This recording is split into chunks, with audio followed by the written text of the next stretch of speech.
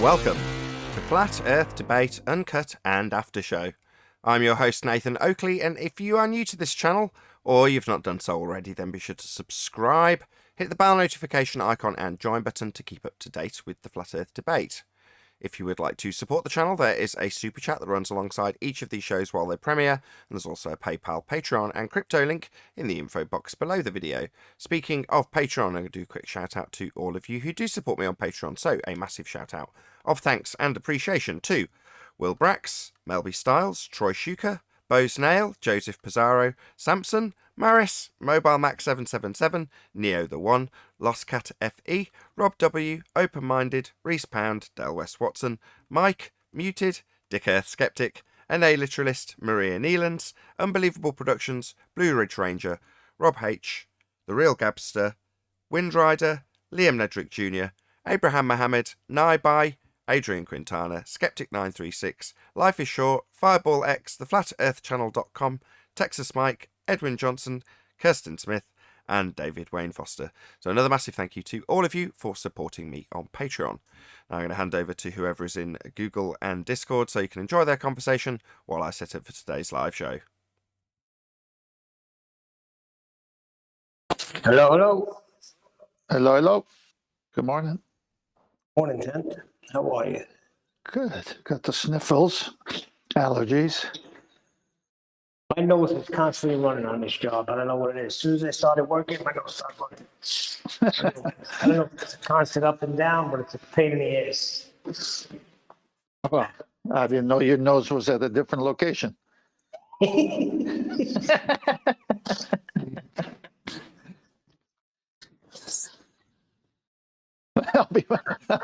That's a big concern. So what do we got? What's new? Brian put out a couple of videos, Brian's Logic, about angles and triangles and the ballers still can't get it. Hey, you hear this thing with the Crow 777 claiming that there's two suns? Oh, he's been doing it for years anyway, but now he says he could say for sure that the sun is an object. Well, I just want to see evidence because we know there is a sun, but what are we looking at? Is it the actual sun? Is it a reflection of the sun? I mean, That's what I'm saying. This is interesting stuff here. Yeah, that's what I'm saying, because in creation, God just takes us through creation. Doesn't tell us how he did it, besides speaking it into existence. So, Well, I mean, we know there's a sun, but right. What are we looking at? Is it the same sun? Is it a parent sun? Is it a reflection? Is it a hologram? I mean, these are all interesting topics to me.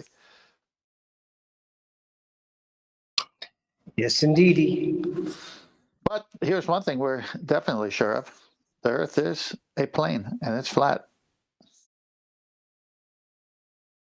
The Earth is not a plane. No, it is a plane. It's flat plane. It's not a curved surface. Okay. I thought we were going to start saying that the Earth is a plane and we're going to start flying away. Ha! Man, you got a nice echo there. How big is your room? This room is about, I'd say, 30 by 30.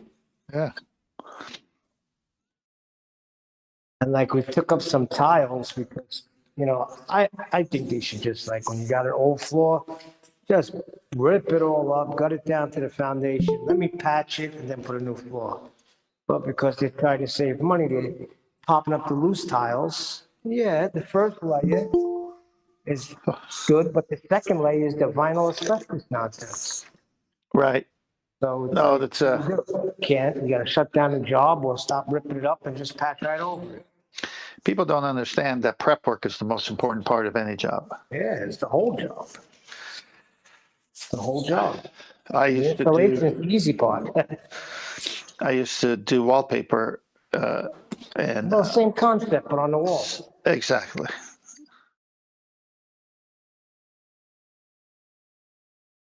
Exactly.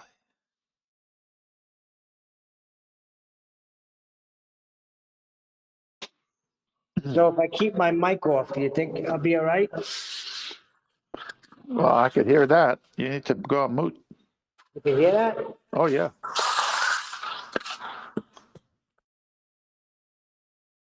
Guess I'll go on mute. Well, you don't have to go now. No one's here. Actually, there's about 10 people here. Well, they're sure quiet. Good morning, Nathan. Morning. Morning. Good morning. Morning. Hey, Elijah. Righteous, John. So, as I was saying last week, that I get to hear when he puts the re-ups and the uncuts and after shows on, Brian was asking me a question, and I didn't even hear him. He was asking me if I had to stay in the city for the week, and I just totally answered a different question. I listened to him like, the guy was trying to ask me if I was staying in the city for the week. But I didn't hear it.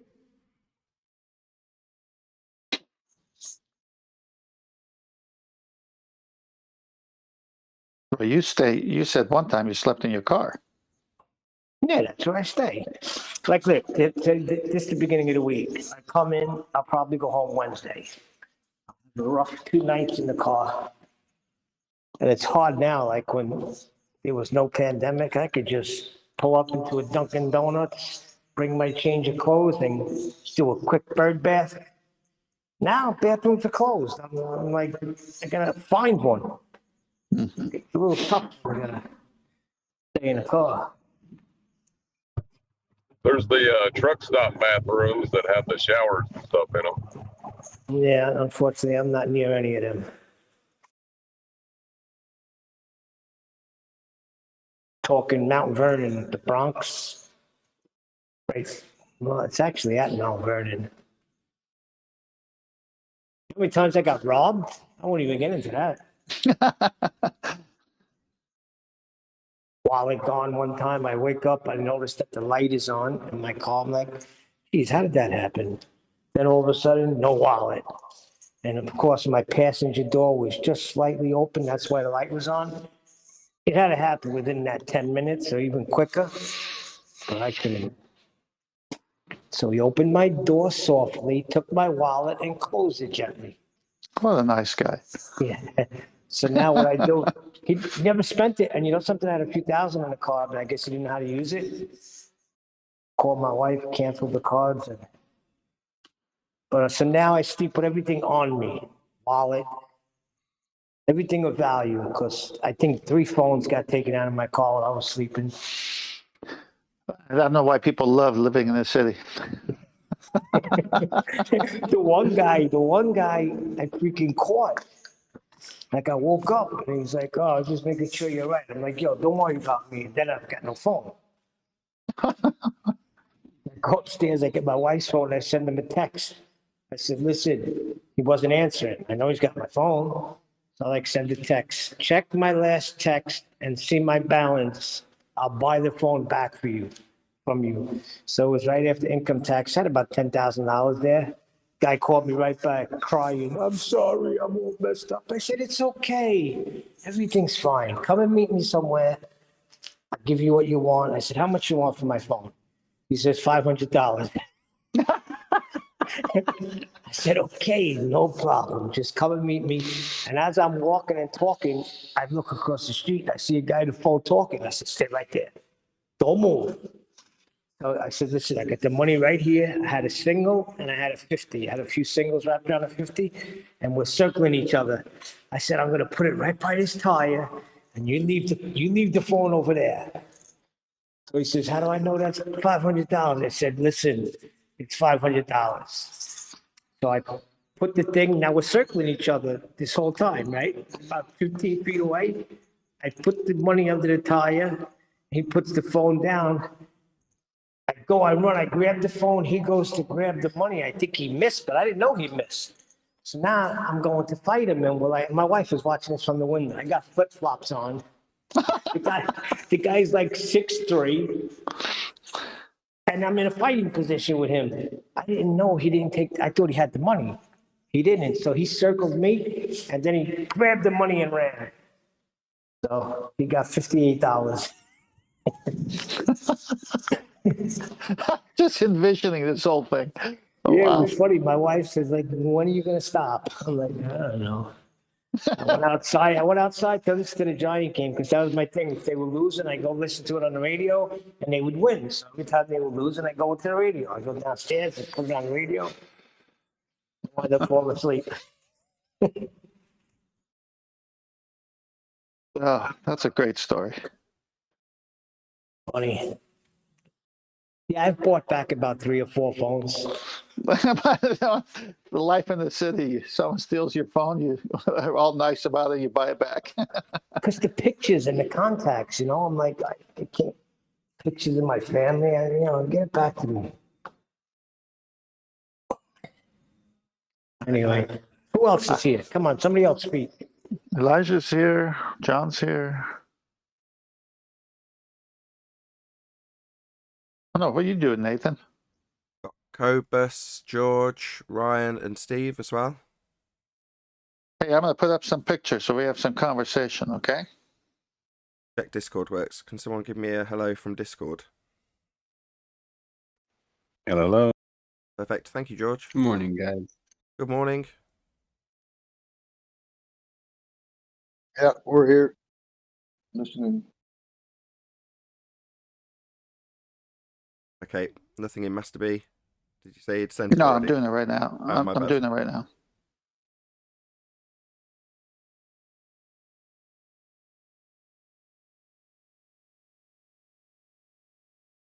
We're here. We're Sphere. Get used to it. They chanted from Discord. Okay, dokie. 7 pictures coming your way.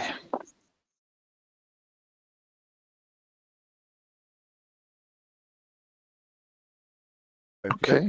Starting with the Alberuni one, I assume. Let me go there and see how it shows. An area being highlighted by the red arrows is a problem.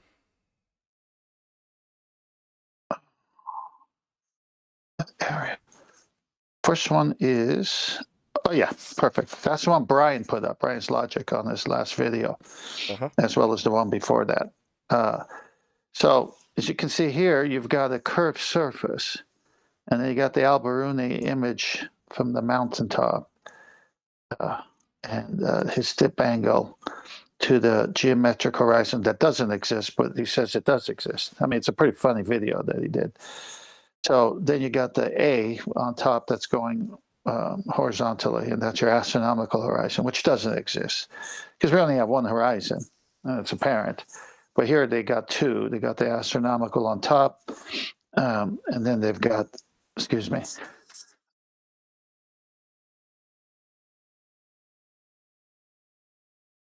They've got the astronomical on top, which is this line that I'm putting out to the audience here.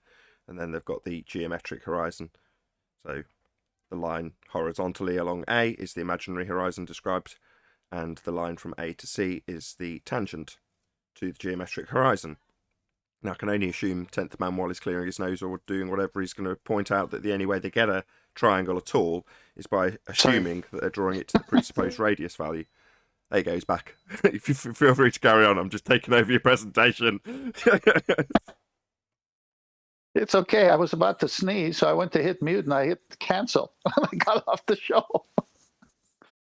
That's okay. Oh, stuff happens. All right, so back to Brian's slide, if I may. And I was then, going to say, you picked good graphics, so I could pick it up where you left off. So you were describing the imaginary horizon that's horizontal along A.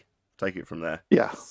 All right. So anyway, so this is Brian put this up on his last video, and you can see that the green line is the curve of the Earth in their model, and then they got this triangle, as you can see. Now, if you go to the next slide, this is an image capture from a navigation site of how. Now, there's something wrong with this, even because their model says the sun's rays come in parallel, and you can see here the sun's rays are not coming in parallel. But it's just a drawing anyway. So, and just a note on that, the sun's rays have to come in parallel for this to work from a circle radius. In fact, that's the only place where the lines meet is at the radius on the circle, sphere, round object. They can't meet on the surface because it's curved. So you see the horizontal line, we'll call that the equator, let's say, right through the circle. And then you can see the boat, say, with the zenith position coming right down. So you get your perpendicular, you got your 90 degree there. But then the sun is between 0, the baseline, and the boat. So that's the angle to the sun. Now, who in the world takes a reading from the point of the lead of the pencil? No one goes to the middle of the earth and reads the angle. They read it from the boat on top. But if you're the boat on top, you're on the curved surface. So if you go back to the prior picture of Bryant's, you would be on that green surface trying to get an angle. Well, you can't get an angle from a curved surface. That's just basic. Now go back to the drawing of the sailboat on top. So they have to go to the center of the earth. So they'll say, it's the center of the sun going to the center of the earth. It's the center of Polaris going to the center of the earth. Well, that's it. They have to do that because that's the only place that two lines can meet and make a angle, a vertex, a corner, is at the center. But that whole thing is a supposition that we live on a sphere to begin with. Next slide. So now this is elucidated in this one a little bit more. So you got your 90 degree, that equator line, and then the zenith where the boat is. But they add something here, and that's that local tangent plane, as you can see the line under the boat. So the guy on the boat is observing everything flat around him because no one on the boat sees a curved ocean. And so he's using that line. And if you take that line further out, that is parallel to the equator line. But he's got the sun rays coming at a funny angle, so it doesn't even work in this drawing. And the only way it could work is if the sun rays came in parallel to have the same angle on top as at the bottom. But then what happens there is you're saying that where the boat is a level surface, no longer curved. So you got another problem that you got to introduce. Because that tangent plane line, that tangent line under the boat, it just stops just after it goes on either end of the sphere. Well, that's got to be straight all the way through for it to work. So you can't take any reading from this picture describing how readings are taken. This is all made up stuff. Next slide. Up in there. Okay.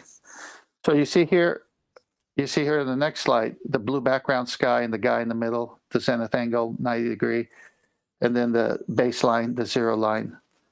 That's how you get your 90.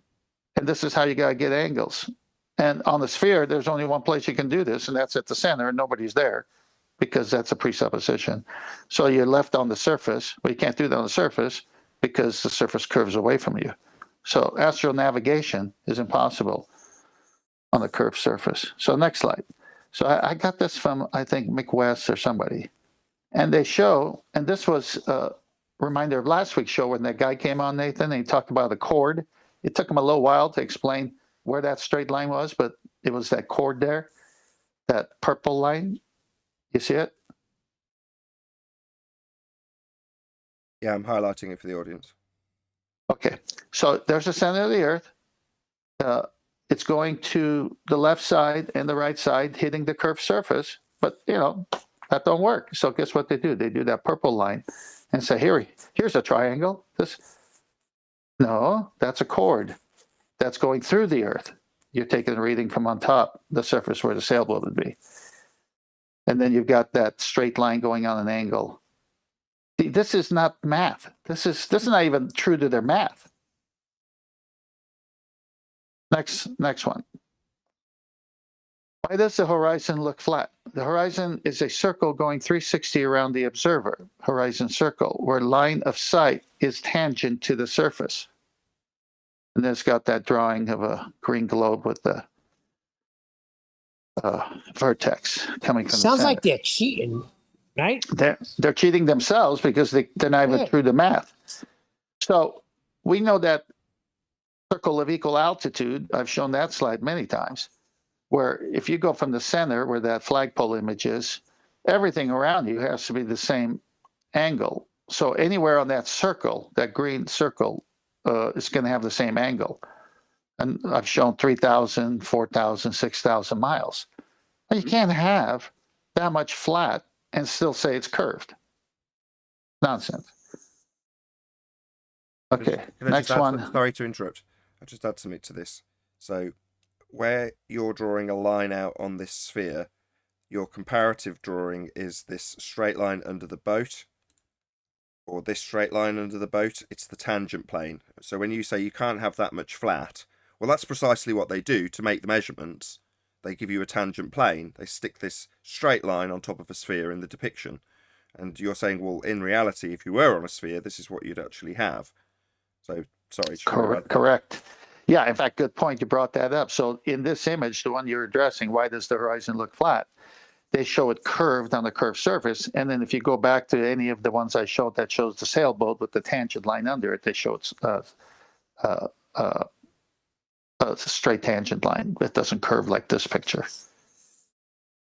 It's all messed up even in the way they're trying to describe it, is what I'm saying. Okay, and then the last one is kind of a close-up of the problem they have. So here you are, curved surface, this bulge, got the geometric horizon there, which there isn't any, but let's just go with it. But you can see the chord, that distance of 2092.93, is not on the surface. It's going through the Earth, and that is in geometry called a chord. So it's not a true triangle to the surface. And then how do you convert those straight lines to the circumference and get the same amount of distance? How would you do that?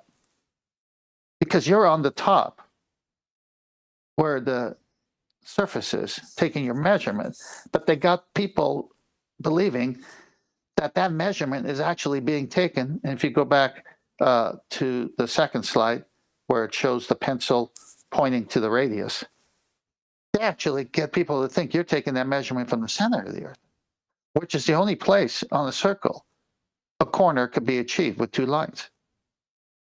No other place. So it's a convenient imagery that doesn't hold up when broken down the way we're talking now, because it breaks the rule of geometry. So it's impossible for a sextant to work on any surface other than flat, because you need that baseline. Correct. And they achieve it by assuming R, and they can't achieve R anymore. So the convoluted nonsense that is this mathematics, with parallel lines not being parallel, drawing lines to the center of spheres, and then assuming a flat surface to actually make the measurements, despite the fact you've assumed a radius and the center line down from your zenith. Well, all of those assumptions are eradicated when you destroy R. In other words, the black swan takes all of this nonsense about drawing lines to presupposed spheres and says, well, other than that, you can do all of the maths with just the tangent plane. So in this depiction here, where we have the boat with the line underneath it, that's assumed in the spherical geometry to do this mathematics with a radius.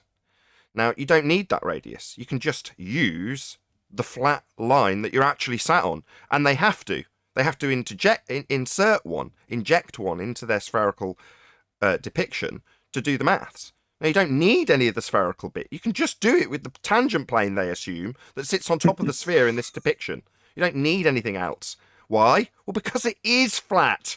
You don't need to assume a sphere with a radius value and then stick a tangent plane on top of it to make it work. You just start with the tangent plane. Get rid of the tangent. What are you left with? A plane. That's what we actually have. Earth is flat. Yeah, good summary. Good presentation. Shout out to Brian as well. Absolutely. Yeah, Brian's on fire at the moment. Subscribe to Data Brian's Logic. He's having fun. Yeah, he did a little short video on this exact subject, how you achieve the triangle. And he said they can't achieve the triangle. That's the end of it, right? And he did a really short video. I was like, yeah, good video, very concise. And then I noticed yesterday or the day before I released another one that was about 15 minutes long, where he basically said the exact same thing, but just in a little bit more detail. Now, he's dragging it out because it is very simple. You need that straight line. You said the chord, because that's a useful bit, because I debated about that a couple of days prior to Brian's video in the first instance, which is to say, what are you going to do? You're going to tunnel through Earth as you assume it's a sphere? Now, the reality, because you asked it rhetorically, I might as well answer it. What they actually do, if you're taking a triangulation measurement and you've got two different locations, all they'll do is take the measurement between the two of them as a triangle. In other words, they'll assume the flat plane in the first instance when they do the measurement, and then they'll add R afterwards. See any Red Rhetoric video for an example. Yeah, they superimpose. First, everything's done on a flat plane, and you use a correct triangle. Then they superimpose a sphere under you and say the same could be done if you do it from the radius, because we can create a corner at the radius. We can create a vertex there and get the same angle. Well, yeah, on paper, in a math equation, but when you're saying what this world that I live on, is it a circle? Is it a sphere? Does it got curved surfaces? If we use you're begging the question and the modus tollens and give it to you right up front and say, if the Earth is a sphere with a radius of 3959, then the horizon can be no further than 1.22 miles. And guess what? The black swan destroyed all of that. Exactly. Can't do any of it. You can't assume the sphere under the flat plane you're taking your measurements with. That's a tangent plane in their vernacular. They say tangent because they've assumed a radius, plane because that's what you're actually dealing with. But you can't assume the radius. That's the tangent bit of the tangent plane that you're actually measuring things from. That's the flat surface with an assumed sphere underneath it.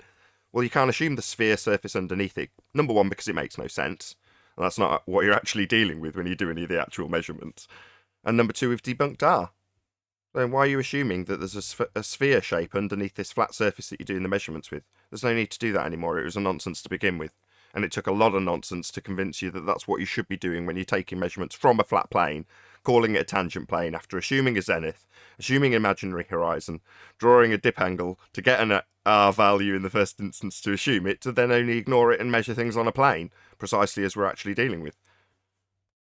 Well, according to that guy that apologized and said he failed to prove that the Earth is round, he kept trying to say, all you have is this one picture. And I hear that a lot, that all I have is this one picture. Yeah, you only need one. People don't know the Karl Popper analogy very well. Agreed. If you're going to Yeah, but insert QE showed that picture side by side, 4 days apart, same height, same camera, and you had two black swans. It still wasn't 1.22. Yeah, the horizon's a rubber ruler in that instance. I mean, the reason it's being asserted as only needing one is because if you use the Karl Popper analogy, it's if you were to assert that all swans are white, you only need to show one black swan to disprove that assumption. Well, in the same instance, if you're going to assume that the horizon's a physical sphere edge blocking boats and buildings with its physical nature, and that's based on an assumption using geometry, then you've got to have a geometric sphere edge Earth curve horizon. And if you debunk it and show it's in different positions and beyond the geometric capabilities, then you only need one to disprove it as a physical Earth curve edge. Well, if I could summarize before the main show starts, they need a triangle. And the only way they can get a triangle on their sphere drawing, their circle drawing, is from the radius. But then when it comes to meeting up on the surface, it doesn't work. So they show it in that one image where it's a chord. So the triangle is within the interior of the Earth. I believe it's called the inscribed angle, if I'm correct. So they got an inscribed angle inside, but it doesn't work on the outside, because the outside, you have to deal with the curved surface if we're really living on a sphere. And since we're not living on the sphere, this is why the geometry fails them. And so they have to go to that tangent line under the boat. And all they're doing is validating a flat plane.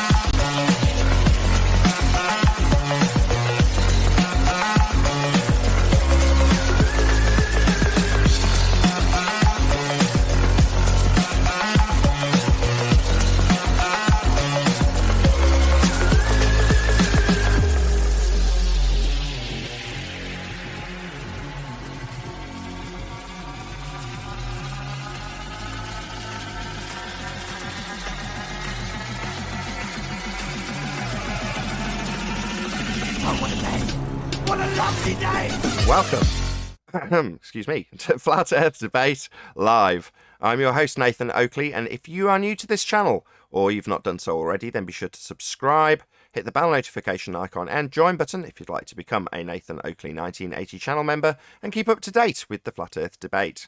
If you would like to support the channel, there is a super chat that runs alongside each of these shows while they are live. There's also a PayPal, Patreon and crypto link in the info box below the video.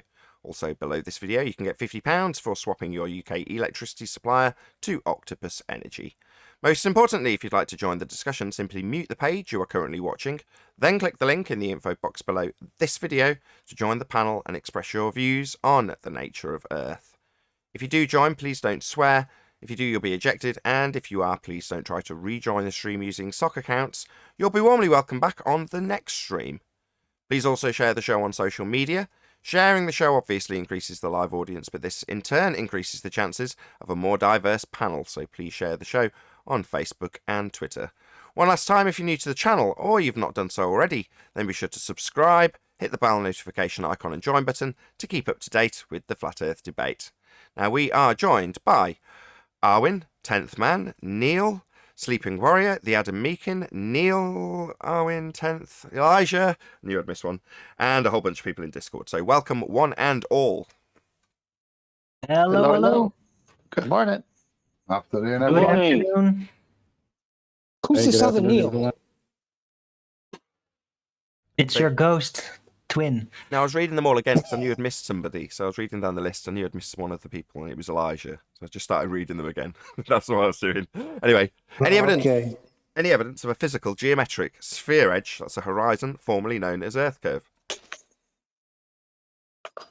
Just drawings, no evidence. Not at all. No, but you were mentioning pre-show about 10 foot about swamp.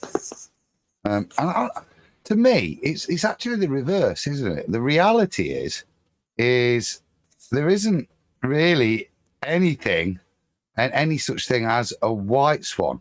We just kind of kept seeing them. They were all kind of black, really. Just due to refraction, they kind of looked white. But there really isn't any such thing as a white swan, is there? No, that's correct. So No. I think what you mean by that is based on their their assumptions about the way the world works. They have an assumption of bendy atmosphere and an assumption that things that move through it are going to bend at a standardized rate. Therefore, everything in their model is refracted without exception.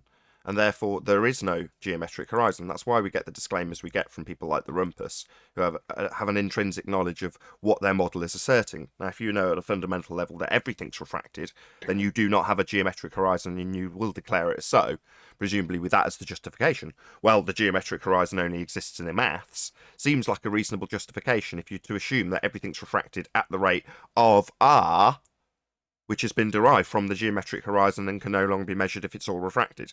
So yes, you're correct, Adam. A white swan, then, is only a hologram. Correct. All white swans are merely refracted white swans, making them no longer white swans. A white swan, in comparison, is a geometric horizon, a physical sphere edge horizon, marked with an X, labelled horizon in their physical geometric sphere edge Earth curve mathematics. Now, that horizon doesn't exist. There is no white swans. There's no geometric It's horizons. monogram. There's no geometric horizons that, by comparison, before everyone rumpuses the actual point, is that by comparison, while Adam's saying there's no white swans, what does that mean? There are no geometric horizons. The thing doesn't exist. So how are you supposed to measure it to derive R from it? You can't. It doesn't exist, even in their paradigm. It's a paradox.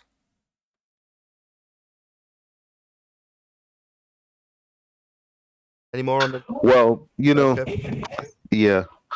So I was watching this video this morning. What was it from? Oh, the channel is actually called This Morning. And there was Martin Kinney on it and a couple other flat earthers with him. And in this, they play a clip of Brian Cox. And he says, quote, and you can see the horizon, and not only can you see the horizon, but you can see things go behind and in front of the horizon, depending on the height of the observer. So he's talking strictly about the limitations of the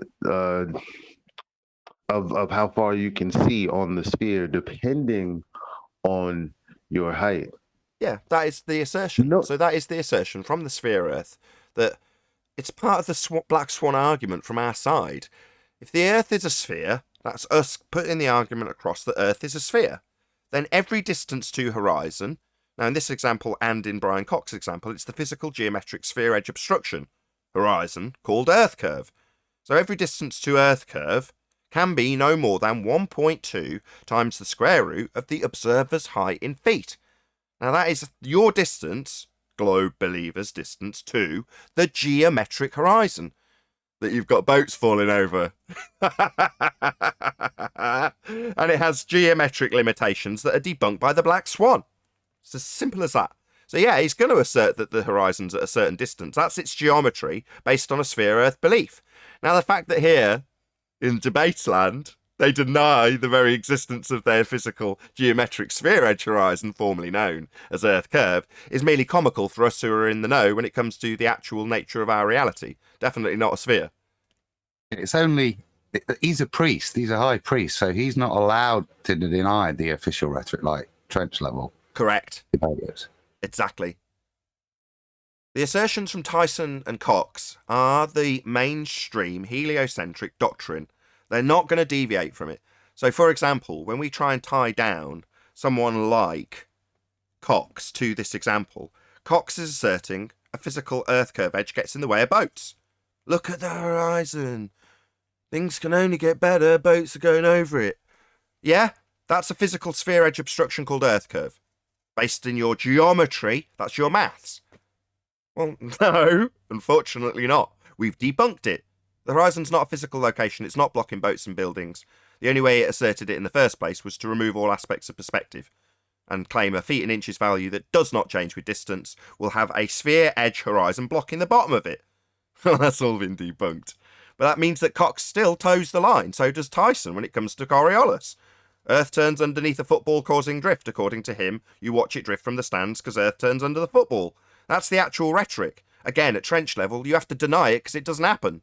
But it doesn't mean that he's going to, that's Tyson's going to deny it. He's going to toe the rhetoric. That's the line he has to toe, and he toes it. Same as Cox. You've got an Earth curve edge horizon, my friends. We know the horizon's not an actual location. We know it's physical and moves with the bloody weather. But you think it's Earth curve getting in the way and has geometric limitations that have been debunked by the Black Swan. You don't have to like it. Speaking of Tyson and footballs, any evidence of axial rotation of the Earth-based variety?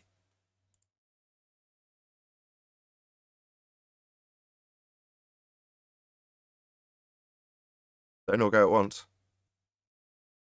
Ring rate No, for gyros? I was just going to say Bob proved it. No, Bob fell in line with the rhetoric. So the assertion that gyros make is a Coriolis deflection at 15 degrees an hour. Well, that means Earth's turning underneath the fixed frame of the gyro. If Earth's turning underneath the fixed frame of a gyro and we have Coriolis observable from the ground, from pendulums, footballs and gyros, then you'd have shortened flight times. Because Earth's turning underneath aeroplanes, if that's true. And it's not. Hey, he was given the They Nobel account for the Prize. deviation by speeding up or slowing down. You can't account for Coriolis deflection in a plane because it is the same as you watching a plane turn 180 degrees in the air because you're on a roundabout in a playground. Now, the plane hasn't actually turned around. You're turning underneath it. That's Coriolis deflection. Not actual deflection. Not actual drift. Apparent deflection. Apparent deviation. Apparent drift. Meaning the plane hasn't actually turned around in the sky when you watch it from a roundabout. The effect is an apparent effect because you're turning beneath it. Earth is claimed to turn beneath a football, in Neil deGrasse Tyson's example, to cause it to seem to drift through the goal from the stands. As you observe, it seemed to drift because Earth actually turned underneath it in the claim. So for that claim to have the claim that we observe drift at 15 degrees an hour negated, it means that by comparison, I look up at a plane from a roundabout in a playground, and the pilot gets a command going, excuse me, there's a child watching you experiencing Coriolis deflection. Please correct for it. No, that's never going to happen. Planes aren't going to account for not actual deflection observed from the ground because it's not actual. The plane's not actually turning around. Just seems that way because you're on a roundabout. And it would just seem that way if you were on a turning Earth. But that would also shorten flight times. And it doesn't.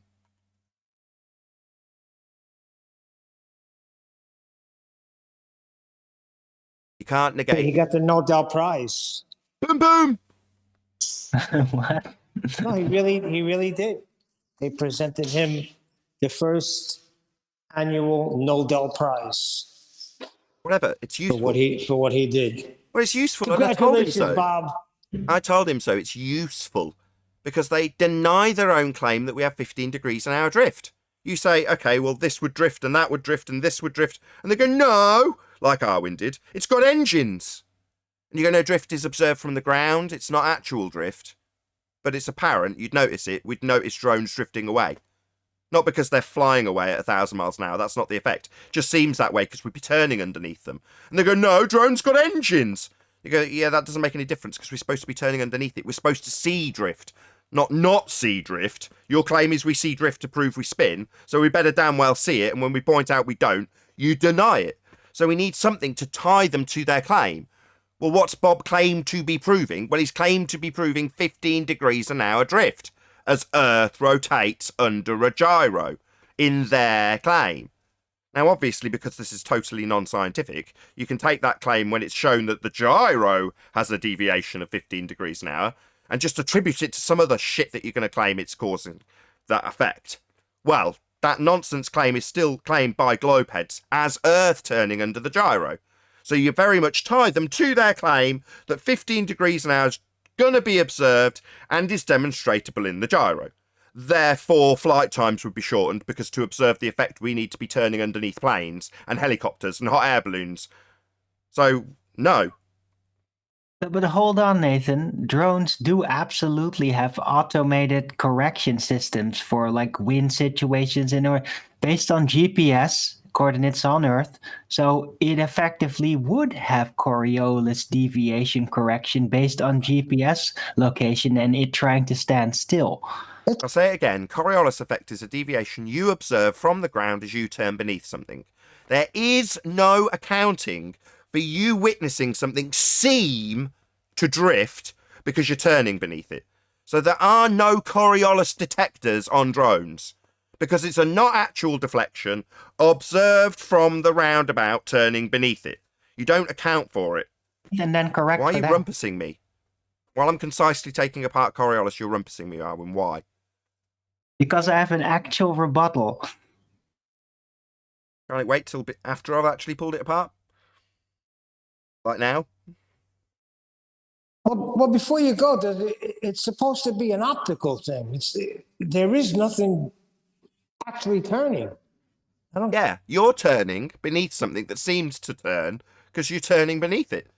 Watch an aeroplane from a school roundabout, and as you turn around, when you've got halfway round the full cycle of the roundabout, the plane you're watching looks like it's turned around in the air 180 degrees. Now, has the plane actually turned around because you witnessed it from a roundabout? No! The plane hasn't had to do a damn thing about it either, because you're observing not actual drift from a roundabout. And the same effect would be true on an Earth that spins. It's claimed to have Coriolis, observed from a turning Earth as you turn beneath footballs and bullets and aeroplanes and drones and hot air balloons, because it's a not actual effect that would be induced from you turning beneath them. So you can't account for that in the hot air balloon. It's a not actual drift observed from the ground, or on a roundabout, or anything else that's a turning reference frame. So you don't account for it in the projectile. That's nonsense. Oh, can I rebut now, please?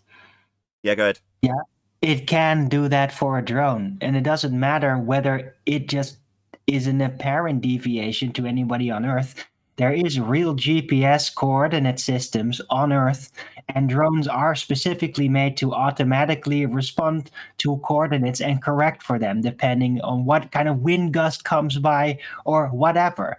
So You said yeah, that- if that the was the Earth same would thing be you said last turning under, time. can I I heard. finish? That's the If same the thing you Earth said. would be turning underneath it, then it would adapt to the GPS alteration coordinates and then stay in relation to those GPS coordinates. So it would absolutely adapt to the Coriolis Okay, thank drift. you, Arwin. So on the equator, you launch a drone, and it's claimed Earth turns underneath the drone at 15 degrees an hour. And you're saying that the drone and its motors have GPS that are saying, no, you need to track with the Earth, therefore not drift. Is that what you're suggesting? Yes. Well, therefore, on the equator at 15 degrees an hour, that would mean that the motors would have to keep up with 1,000 miles an hour of the Earth turning beneath it to negate the deflection you'd see from the ground. That's correct. Do drones have the capabilities of going 1,000 miles an hour plus? Uh, No. And this would negate drift that's observable from the ground to prove we have Earth turning. I don't know. It depends on how much wind it's going to be subjected to because the Earth is turning underneath. Earth's not turning underneath. Drones don't drift away at the equator at 1,000 miles an hour, or have 1,000 miles an hour motors to keep up with Earth turn so that we don't see them drifting. Do hot air balloons have this magical ability to keep up with the Earth that's supposed to be turning underneath us to cause Coriolis when we're on a hot air balloon? No. Neither does the ball I Well, throw to my conservation of son. momentum, I'm going to say, but that's going to spoil the quality of my previous argument. Conservation of momentum flies in the face of a Coriolis deflection that you would observe because you're turning beneath things, and the conservation of that momentum is described from the projectile. Now, the projectile and what it conserves is totally irrelevant because you're observing it only seem to drift from the ground. So you're telling me that the projectile you're watching seem to drift in a Coriolis deflection is negating the thing you're supposed to be seeing to prove Earth spins? Makes no sense. No, I'm claiming that it moves in lockstep with the Earth turn. Well, then no drift. So therefore no proof Earth's turning, because we're supposed to see 15 degrees an hour drift. Exactly the reason why I like Bob Nodell's claim with the gyro, because it gets us to tie this fundy, Arwin in this example, devil's advocate, although it may be, to his claim. So he's saying, well, no, moving in lockstep, Earth and atmosphere travel together. So no drift at 15 degrees an hour then. Now, we've got it firmly established that the globe claims we've got drift. They're claiming a flat Earth approved it with a gyro at 15 degrees an hour. And Arwin's now fighting a claim that has no drift in it. But hold on, the drone still accounts for the drift, though. We covered this a second ago, Circle Jerk Fundy, devil's advocate. So, no, it's not negating 1,000 miles an hour at the equator. That's nonsense. I There's gave it another a problem. go, though. Yeah, man, you're not going to out-Coriolis me, Arwin, and you damn well know it. I gotta try sometimes, you know. Yeah, it's a way to keep you on your toes, I suppose. Any evidence of the distance to the sun? Nope. Can you see Which sun? something? Which can? Go ahead. Okay. I'm not going to discuss this topic because I did the other day and I don't want more yelling, so I want to say something respecting about the sun. Maybe Yeah, if you say please. No, feel free. Please. Go ahead. Okay. So, in your model, the sun moves in a circular way around the plane, isn't it? But did you say in our model? What model would that be? In the flat Earth model. I don't have a flat Earth model. Have I presented you with a model?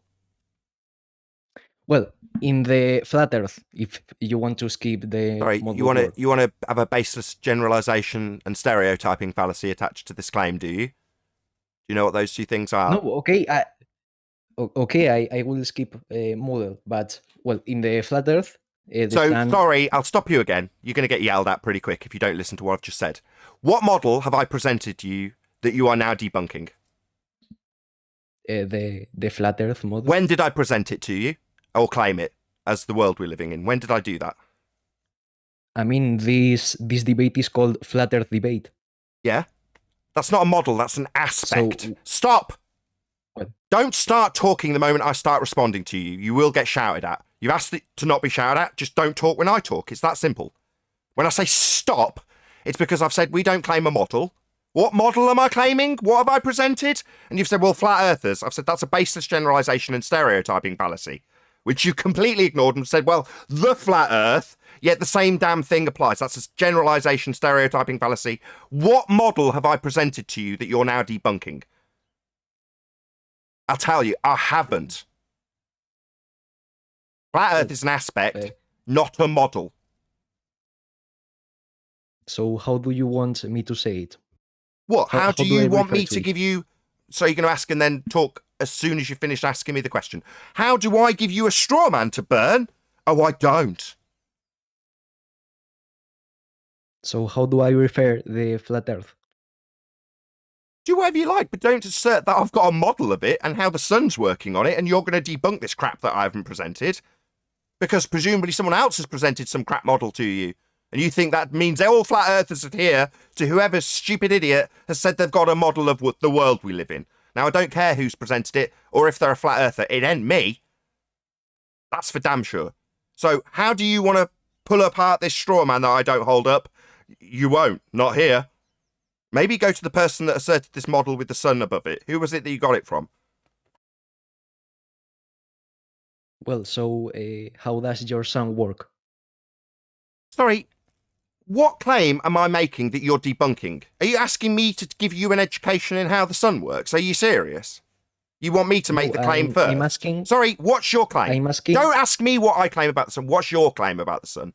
What are you about to claim? Don't claim any straw men models that I haven't presented. What's your claim about the sun? And we'll rip that to pieces instead. I first have to ask, how do you think the sun works? I don't make a claim. You've come on to talk about the sun. You make a claim about it. Are you deaf? That's the second time. You're getting annoying. Do I have to slow down? I am not making any claim about the sun. You came on specifically to make a claim, or was it just the straw man flat earth model you wanted to burn? Because I've burnt that down, haven't I? So is this the end of your time, or are you going to ask me what I claim about the sun so you can debunk it on the spot? That's not going to happen either. So have you got a claim, or do you just need a straw man from me to burn? If so, sit down and shut up. I You ask see, for we don't have a curiosity. flat earth. Do you have a claim or not? What's the sun? You've come here to talk about it. What do you want to claim? First of all, I just wanted to ask, for curiosity, how do you think the sun works? Just for curiosity, nothing else. What have I claimed about it? What am I claiming that you want to pull apart? No, I'm not making any claim. I just wanted to know it, just for curiosity. All right. Nothing else. I'm not making any claims about it. Did you want to? That was my question for the third time. Did you want to make any claims? If not, sit down and shut up. If you've got nothing to offer other than to try and pull apart an argument I don't make, then sit down and shut up. Do you have anything else or not? I want you to answer my question. Just that. I make no claims. I've answered you. Are you deaf? I know. So, have you got nothing else? Or did you want to make a claim about it, given you piped up about it? I asked about the distance to it based on a heliocentric assertion that there's a 93 million mile sun based on a radius value, and a Christian Huygens assumption that Venus has the same radius as Earth when assumed with a geometric tangent point horizon that we've debunked. We took you through that, in case you forgot. Now, upon assuming that Venus has the same radius value as an Earth that's assumed to be a sphere, they apply Kepler's third law to give them 93 million miles. That's your claim, because I know damn well you're a globe-believing fundy, so you definitely aren't being stereotyped when I ascribe your 93 million miles to the sun, to you. Me, on the other hand, I don't make any claims about it. You do. You think it's 93 million miles away based on an R value that we debunked when you were here last. So we'll continue from where we left off, given that you've piped up for no reason, and you definitely do have a 93 million mile distance to your sun. So, given that that sun distance is based on an R value that's assumed for a sphere Earth and a Venus with the same assumed R value, which we debunked because you can't get a tangent to it, as conceded last time you were here, do you also concede that that 93 million mile distance is wrong? because it's based on an R that's been debunked, No. as you conceded last time you were here. Can I say how do we get the R value? Because the other time I couldn't talk. Sorry, you told us about standing up and sitting down at a horizon and acquiring a dip angle measurement. We've had a presentation on it in our pre-show today. I also trimmed out your concessions when you pointed out that the tangent, which is a straight line, can't be acquired from a refracted horizon. You made it very specifically clear in terms of concession. So no, we've already debunked your claim that you can acquire an R value. It's the Al-Biruni story of dip angle. We've debunked it. And because we've debunked it, it also debunks all of the distances to all of the celestial objects, including the sun you wanted to talk about. Do you understand? Or do I need to repeat it 10 times with you telling me you want to try have another bash at R when you've already failed and conceded how big a failure you were in that regard? I failed, you stated. Yep.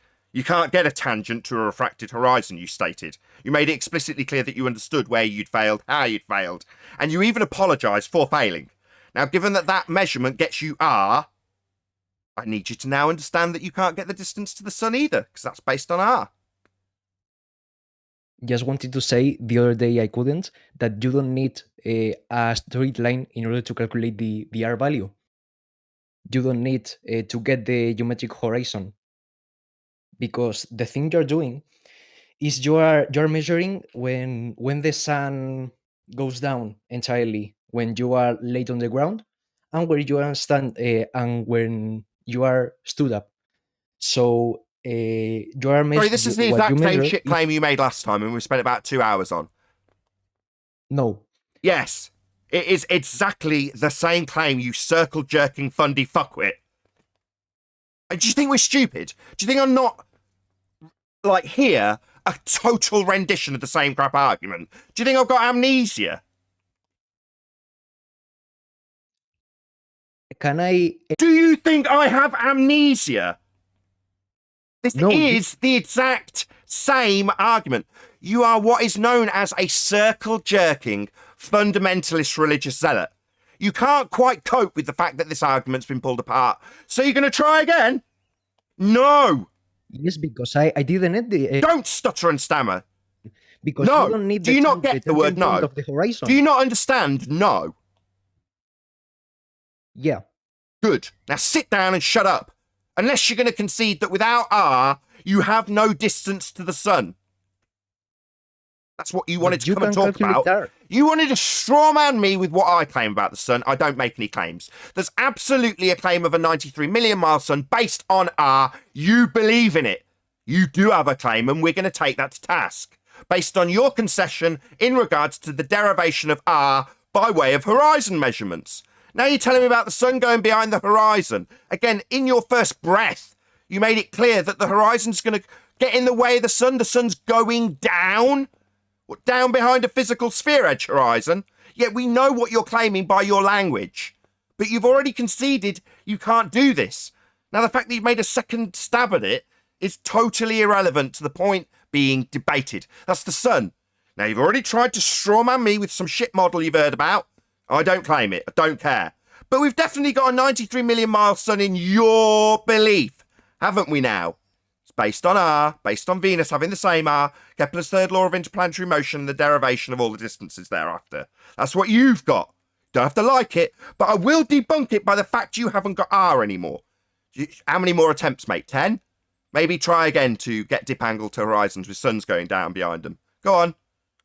I'll tell you off again. Okay, so the thing I was trying to say is that you don't need a straight line or the geometrical horizon. It's called a tangent. Look it up. It's in your geometry. It's called a tangent. Do you know what a tangent is? It's a straight line. Need it.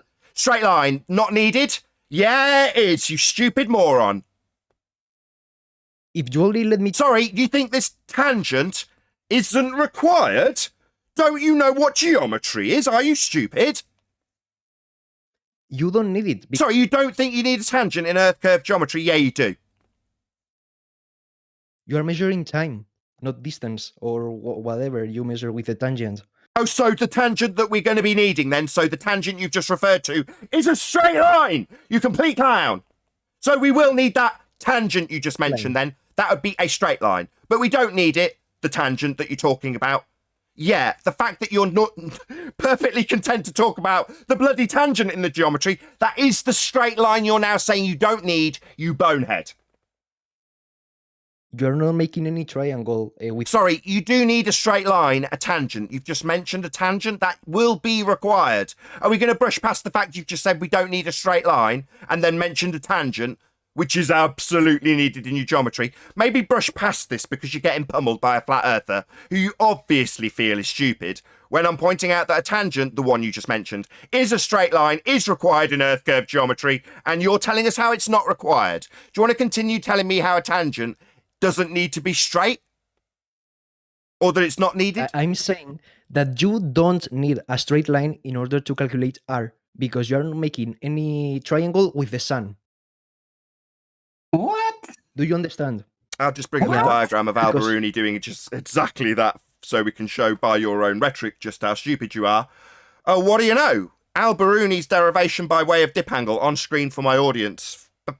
This dick seems to think that no, we don't need a tangent, even though this straight line between A and C is a tangent to a geometric tangent point horizon. It's definitely needed by Al Biruni to get R. So you were saying? That you don't need a straight line to. What's this straight line doing in Al Biruni's measurement then? What? What's this straight line? It's called, a tangent. What's that doing there then? Mhm. You don't need it. You said. Al Biruni, you listening from the grave? You don't need this straight line to calculate dip angle from your zenith and a celestial horizon. You don't need this straight line, mate. It can be bent. You're hearing me from beyond the grave, Al Biruni. Your R deriving dip angle measurement didn't need a straight line. This clown here says it doesn't need to be straight. Yeah, well, it's called a tangent, thicko.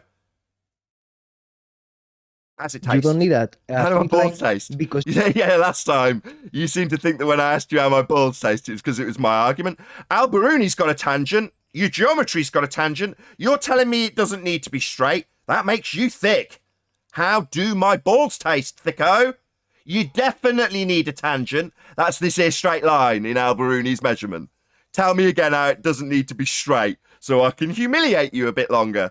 Tell me it doesn't need to be straight again like a good doggy that's being humiliated by a flat earther. can you let me talk for just 1 minute? Can you suck my balls while this tangent is a straight line you're telling us doesn't need to be straight? Can you suck them? Because I'm smothering you with them. My balls on your face because you're telling me a tangent can be bent. No, mate, you definitely need a tangent, by definition, a straight line. To be straight, it's definitely required to do your geometry. You're telling me how we don't need it. That makes you stupid. Because we don't need it. Yeah, we do. If we're living on a sphere, which we're not, we don't need it, you do. And you haven't got it because it's bent. Now you're trying to justify how you don't need a tangent to be straight because you haven't got one. It's called cognitive dissonance. No, it's. Yeah, it is, yeah. You're in need of a tangent, a straight line to this point C, as measured in Al Biruni's measurements of R. It definitely is a straight line. You haven't got one anymore, so you're going to fight all day about how it's not needed. That makes you a moron, mate. A tangent straight. Maybe he could give a short summary explanation as to how you wouldn't need it, instead of just declaring he doesn't need it. Need what, a tangent? Yeah, a straight line for this tangent point. I'm kind I of was going curious to what he's say, going a to say. tangent is straight, and he's telling us it's not needed. That makes him thick. Like, really thick. But tell us again how it's not needed. It's not needed because you're not measuring any distance or triangle with the sun. Oh, really? What's this distance to the centre of the Earth called R, then, that's being measured here? That's not being measured. No, you're damn right it's not, because we haven't got a physical geometric tangent point horizon. The lines to it are bent. So, yeah, you're right. Al Biruni wasn't measuring R. Correct. Well done. Welcome to Flat Earth. So that can be. Thank you so much for the one who muted him. So you're measuring the What is time the radius that of the Earth? transcurs from What is the I mean, you are- radius Don't rumpus of him. the Earth? Don't rumpus him, Sasha. what? well, whatever. Oh, he said you're not So you making any measure measurements on a triangle, and yet you're deriving r from it. That's a measurement of r that's on screen for my audience. It's got a tangent you're saying we don't need, and now you're telling us it's not making any measurements. Yeah, it's measuring r. You'll need that to get these distances to the sun, though. When you assume Venus has that r value and Earth has that r value that's measured here with the tangent point horizon that you're telling us isn't needed. Yeah, it is. It's just cognitive dissonance. It must be very painful because you're justifying, now that we've explained and broken down how you don't have a tangent, and you definitely don't, you've conceded it, you're now trying to argue how you don't need it. But you do. I assure you, it's this straight line in geometry called a tangent. It's straight. It's definitely needed. You just don't have it anymore. And you know what that proves, my friend? Earth's not a sphere. And that must be very painful for you as a sphere believer. And as a result, you're now arguing that tangents aren't straight and they're not needed to be, making you thick. I'm not saying the tangents aren't straight. I'm saying... Oh, really? You said it wasn't needed? Yes, you did. Yeah, you said it wasn't needed. It's this straight line in my depiction by Al-Biruni to get R. You then said it wasn't making any measurements of triangles, and yet R's being derived from it. So, yeah, tangent needed. You haven't got one, though. You conceded that yesterday or the day before. Okay, so the thing I was saying was that... Okay, so is that as big a concession? No, we'll hold you to that point, my friend. Not okay, so. So you understand that the horizon's got to be a tangent point with a straight line to do this R measurement. You understand that, right? Your head when you are laid to the center. Sorry, you're not listening to me, my friend. You're not listening. You're just talking. You've turned into a babbling fundy. Since you're not You've turned into a jabbering, babbling fundamentalist zealot who won't shut up. The time. So he's gone into chant mode. That's what happens when we break them. They just chant. And comes down. Can you stop chanting? And stop chanting. Then, when you Can you are stop up, chanting? And then the sun. Hello. So stop chanting. Way, since the Earth rotates, oh my God! This is what happens when you break them. When you break them, they just chant. Why are you chanting? It's really hard to explain. By stop chanting. So I can. Coppo, am I going to have to kick you out? How do you do it? Coppo, dude, shut up. Coppo, are you just going to decide that when you've lost, you're going to take over the mic and chant? Shut up. You've said okay, so. Okay, so yeah. In your maths, to get R, you need a tangent. It's a straight line. It's on screen. No. No. So this line on screen in Al-Biruni's measurement, no. Yes. I mean, I don't know how Al-Biruni did it. Oh, why are you saying no then, you arrogant prick? So even though I've got it on screen for an audience and we've discussed it hundreds of times, and you haven't got the slightest clue what this even is, you're going to tell me no? You arrogant prick. Sit down and shut the fuck up. You ignorant twat. There's another way. Sit down and shut the fuck up. You stupid mong. You don't know what Al-Biruni is? Why are you even here? What a bloody outrage. Tell me no, ignorant dick. Get the fuck out of my hangout. If you're going to come here and debate me, you better damn well know who Al-Biruni is. Yeah? And if you don't, go and find out. And when I tell you what he is and what he's using, in this instance, a straight tangent that this clown who doesn't even know what Al-Biruni's doing is telling me can be bent, it doesn't need to be straight. He's thick. Absolutely incompetent, ignorant, doesn't understand the argument. Yeah, has got the gall again after telling us he wouldn't return. In the comments, I'm not going back again, Nathan's so rude. No, you're a thicko. Doesn't understand what Al-Biruni's doing, even though it's on screen. It's absolutely being discussed. Yeah, don't understand that you need an R for your sun assertion at 93 million miles. But you're going to tell me we don't need a bloody tangent. All right, what, the tangent in your geometric Earth curve maths that was deriving R by Al-Biruni in his straight line, not curved, that you conceded you can't get on a globe anymore. Yeah, that's going to leave you in cognitive pain, chanting through every word I say, and then telling me no when I say Al-Biruni's got a tangent. What's Al-Biruni? Well, I don't really know. But I'm perfectly content to challenge you on it because you're a flat earther and I'm a globe believer. Therefore, I am obviously right. No, wank stain. You're not right. You're on a globe. Therefore, absolutely wrong. And we're proving it. You just don't like it.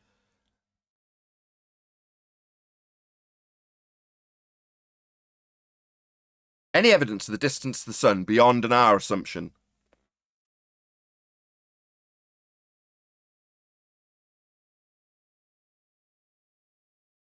I did have a question on that, Nathan.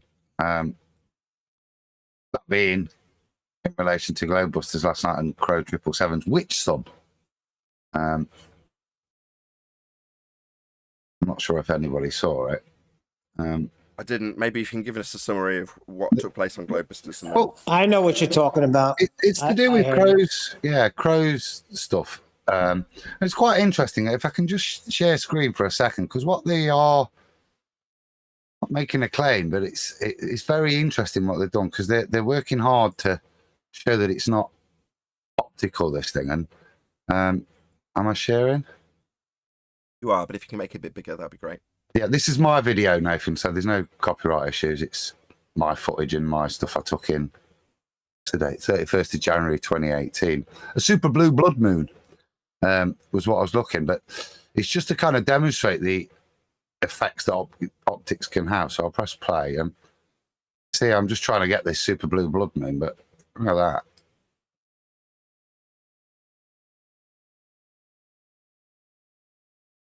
So you see you've got a lovely... Are you trying to line up a lens flare to get a second sun? Is that what you're trying to do? Well, that I was just trying to get the moon, and that's all that is. That's the moon. Yeah, I've achieved this also. When I first saw Chris Van Matry's video with the second sun in it, the first thing I thought was, I've caught the same effect in my telescope once, or more than once, but it requires the telescope to be static and me to move my eye in the eyepiece to look at a different part of the telescope side, if you like. So you're looking through it at a slightly weird angle. Now, when I looked at Chris Van Matry's video, that's not, unless I'm mistaken, is he moving the picture that you see? Because the video I saw, he's filming it with a phone. So he's filming the camera that's static with a phone.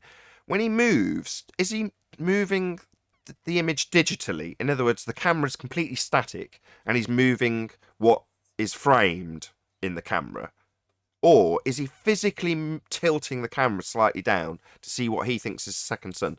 Because I couldn't quite figure out which if it got like some sort of remote control on the pivot action of the camera, or he was physically moving it, or is he just scrolling down in a digital image to a different part of the frame? Do you know which one he did? Wait, I think that they're capturing, and that's why I wanted to distinguish it from this. This is quite clearly a lens flare. You can see it.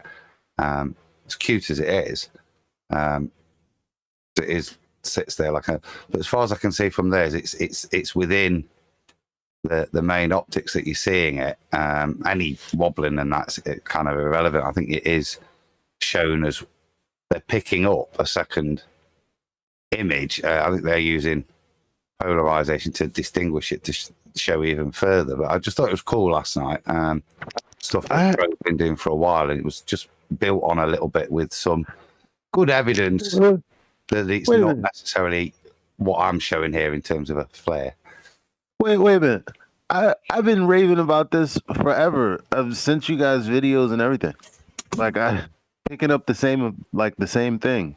The 2 o'clock position, little dot next to the sun. Like, yeah, I've been talking about this for a minute. Yeah, I remember, Elijah. I back you up on that. No, it's not that I don't. About it. It's not that I don't remember you talking about it, but what I'm trying to establish is it the case that when you've got the lenses lined up in a certain fashion, you can get this effect, but then if you're at full digital and optical zoom, you then move around the frame that you're looking at. In other words, the effect is still there without moving the camera at all, but you can scroll down the frame that you zoomed in on and look at a different part of the frame, as opposed to physically tilting the camera slightly to move it to a different location in the sky to see the second sun that they're claiming is a second sun.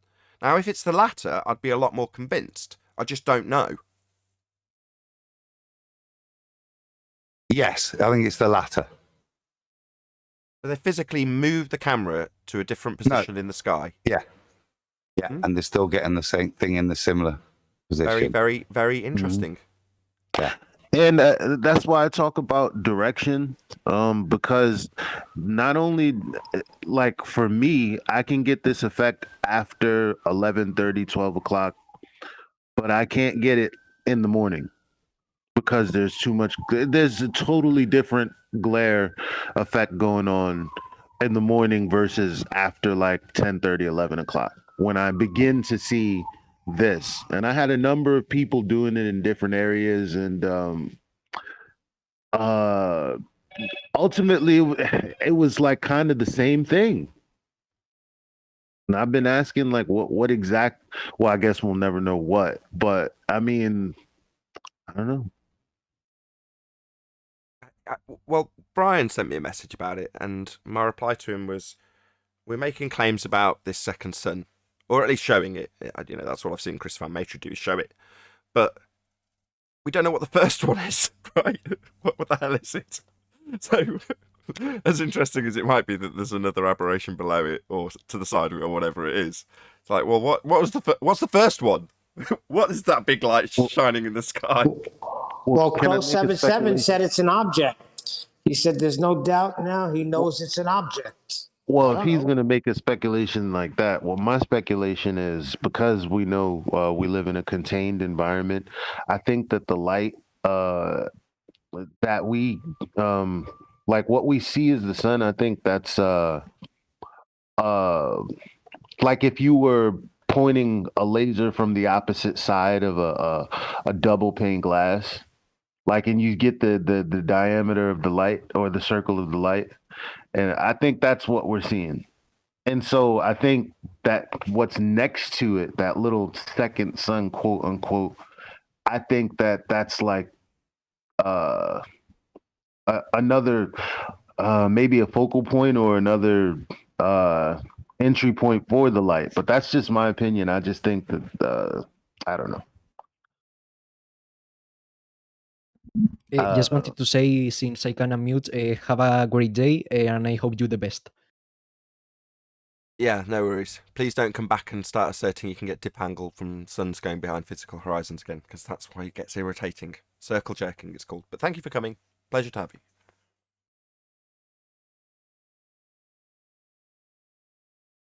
Any more on the sun?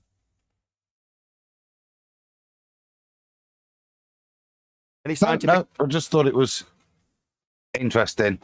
It's an old school thing, and I think it was just interesting that they appeared to be noting another body, that it's not no other claim, but there appeared to be something else that was the word luminary, because it's not that illuminated, but I suppose another luminary that's not accounted for. I just think that's quite interesting. And they've gone through a lot of work, like I said, to validate that it's not. Wait a second. He named it. He named it the spiritual sun. Well, I won't go that far, you see. I just think. But that's what he said. I listened to it too. Who's he? Crow 777. Yes. Well, you know, the moon, there's something similar when observing the moon too. Listen, I got no I got problem. a picture of it somewhere around there. Yeah, observing, but you cannot claim things that it's not tangible. None of us can get there and physically see what the heck it is. That's what I was going to ask next. He said it was physical, or this is what I've heard secondhand now. Did he have anything other than I'm absolutely certain of it to back that up?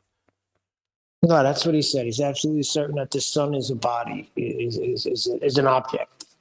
And he called the second one a spiritual sun. Nah. Well. I'm telling you, I heard it. Listen, go listen to Glowbusters. I posted it in the war room. You'll hear it. You know what? Wrong. I mean, I would personally say, I mean, it's just my opinion. It's just my opinion.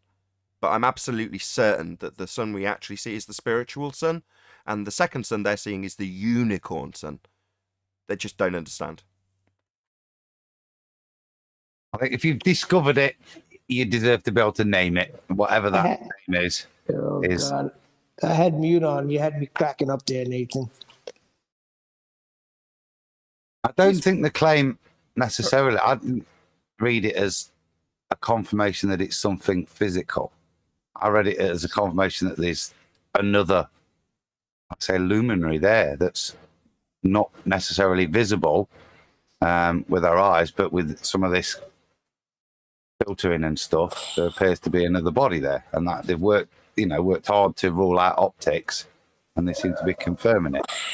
So that's all I heard. I didn't hear or didn't interpret as a confirmation that it means it's a physical location. I'll go listen again, but I heard him say that the sun that we all look at is definitely an object, and that the second one is a spiritual one.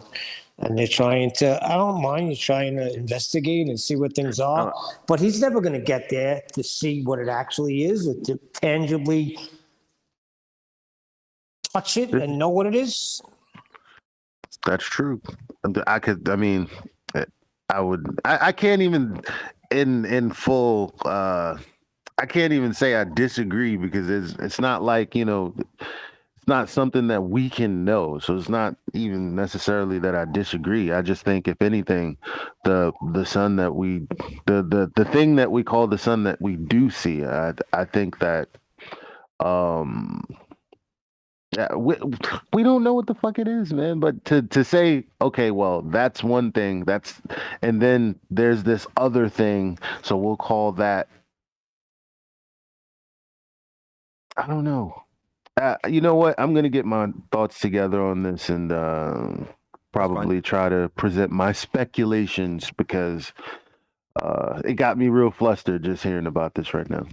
I've been speculating about this for a minute. I mean, it doesn't meet its definition. If he said the word object, it can't be touched. That's what an object is, something that can be seen and touched.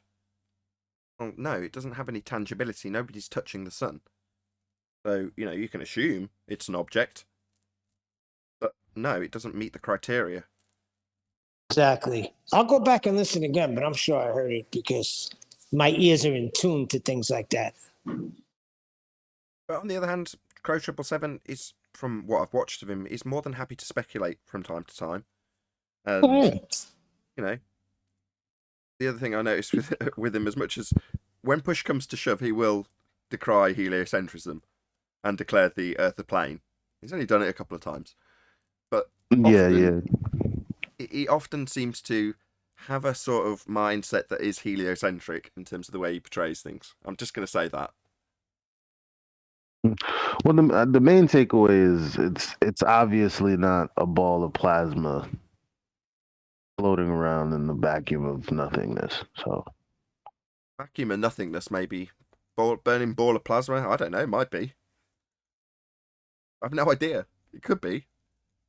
Definitely no. I mean, it's not that within their story. Like, it's plasma, whatever. It's not dense anything in the void of nothing. Indeed. When you add on the void of nothing at the end of it, then yeah, you're not going to have a burning ball of gas in a sky vacuum. It's a violation of natural law. So definitely not their description of a burning ball of plasma, or whatever the hell they say it is. The Wambulance says Crow 777 is top shelf. Yeah, I like Crow 777. I've got nothing against him at all. And if he occasionally puts out some speculations, he's one of those guys that is more than happy to hear criticism and be corrected. So, I've got no issue with Crow at all. I don't know if anyone else has got any issue, beef with Crow. I haven't, that's for sure. I don't. I love Crow. I love his intro. He's amazing to me. Just when you claim things are one thing, you just be careful. I stand on the side of being safe. I can't touch it. I'm not saying what it is.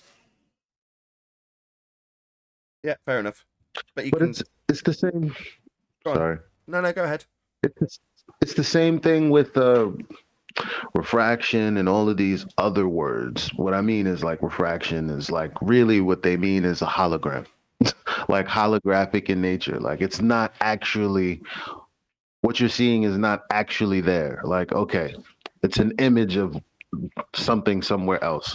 Okay, so in the same way, the sun is like supposed to be this ball of plasma, which is really just dense air packed into a very, very, very, very dense volume. I mean, a very, very small volume. You know what I mean? That's all it is. But how could you have that in space? Indeed, space is fake. Any evidence you can have gas pressure without a container? Gas pressure being the stuff we're all breathing. That would be no evidence.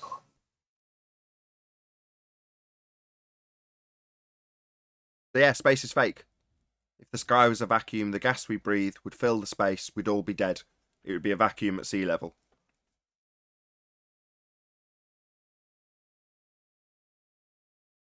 About molten iron cores at the centre of presupposed spherical Earth. Any evidence of that?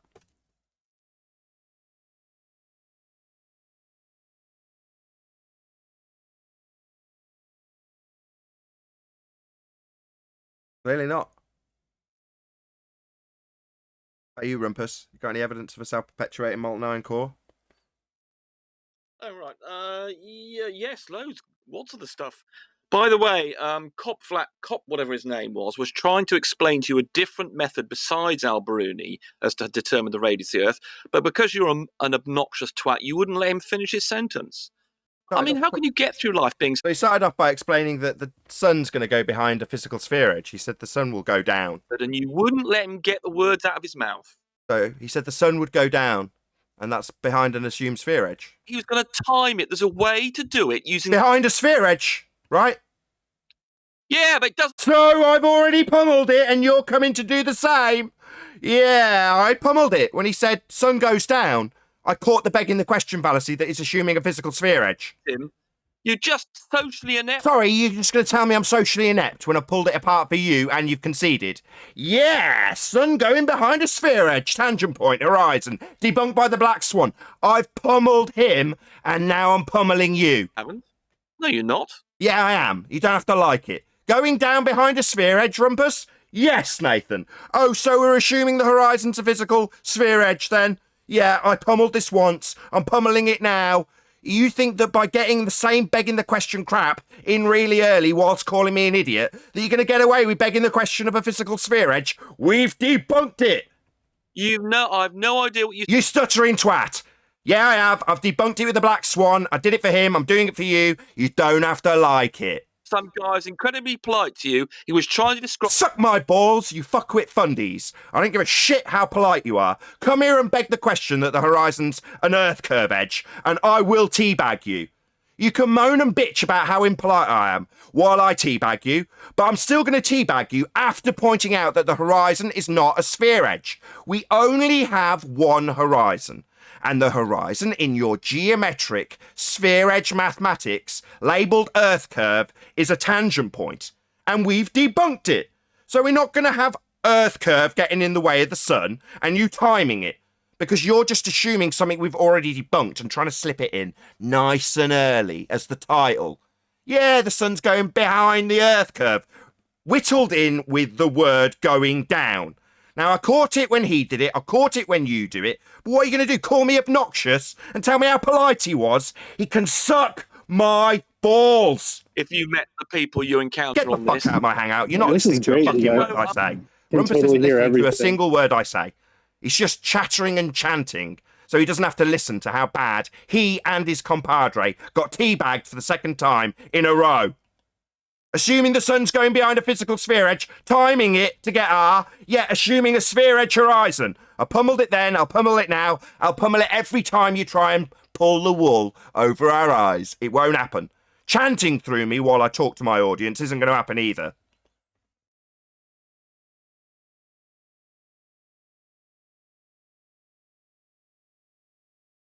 Just takes one word if anyone's watching. Going down, right? Down. That's all it takes, because that implies the physicality of the sun going behind an Earth curve edge they're assuming. They needed to drop it in once right at the beginning, and everyone's begging the question that the horizon's a physical obstruction and the sun's going behind it, and we're going to take timings for it. So long as we're all under the assumption that the horizon's a physical Earth curve edge for this example, yeah, not going to happen. But Rumpus can call me impolite as his rebuttal and tell me that, oh, you're so obnoxious to all these fundamentalist religious zealots and their dogged determination to beg the question of sphere edge horizons. Yeah, they're just going to get told to go fuck themselves. That's what we get told as flat earthers. We're assumed to be dumb, talked down to and belittled like nobody else in this entire plane that we live on. We are treated worse than any of them. Yeah, I should respect a bit of politeness while he chants through me, which he absolutely did. Chanted through me. What? Chanted that he's going to assume Earth curve and I should have heard him out? No. As a flat earther, I am going to be so rude when I'm right. Because we've dealt with it for what, 6 years? Of nothing but ridicule? Now we're in a position of power, we're right. We can debunk your assumption of R. Your assumption that the horizon's a physical sphere edge for the sun to go behind for your timings, yeah, that already depends on you assuming a sphere. And we'll pummel it every single time. And if you think you're going to get any sympathy that I'm rude to you while I do it, tough. You won't. Maybe you should have been a bit more polite to me for the last 6 years. Then maybe I'd be a bit more polite to you fundy morons who think you're on a sphere. But you don't deserve politeness. You deserve to be told off. And that is precisely what I do here. And it angers you all greatly to the point where you feel compelled to come in and tell me off. That's how you all frame your visits. I'm going to tell Nathan what's what because he's so arrogant and doesn't understand the Earth's a sphere. And then you come here and end up with my nuts on your face. Now, you don't have to like it, but that is what will happen every single time. And if you want to moan that I'm not going to let you chant that the sun's going behind an assumed sphere edge, then tough. I'll just have the White Knight Rumpus come in and moan and bleat that, oh, you're not listening to him beg the question. Yeah, I did. Yeah, I pulled it apart, and then he tried to chant through me because he didn't like it. Because he doesn't like a flat earther telling him how wrong he is, and where he's assuming R that's debunked, and where he's using that assumption to assume a horizon that's physical, also debunked. And when I point it out, all Rumpus can do is the exact same thing, which is chant, like the other guy did. But he's doing it intentionally because he knows damn well that I've already ripped the argument apart once for the guy he's defending, and I've done it for him, and got the disclaimer in and the concession. Is the sun going behind a sphere edge, Rumpus? Yes. That's his loss. From that point on, all he can do is fundy mute the crap out of me and bleat that I'm rude. Yeah, like the other guy. That was his defense. The other guy's defense. Nathan's so rude. Yeah, and I really enjoy it when I'm right. Because what are you going to do in the comments section? Tell me that you do have a tangent, that we don't need one, some of the double speak crap in terms of the argument, and then moan that I'm rude. Yeah, like anybody gives a crap when they're listening to the argument. Anybody got any last comments before I ask people to stay tuned on the after show? Yeah, can you hear me, Nathan? Yep.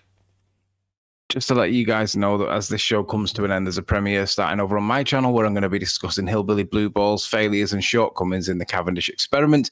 He's not telling you the truth, the whole truth, and nothing but the truth. It's starting now, so do go over and have a check out. You're a mod, so make sure you actually spam the link. I'll spam the link, yeah. You did last time, but we'll see if that happens. Okay, any other comments? Any more for any more? Not going to round out.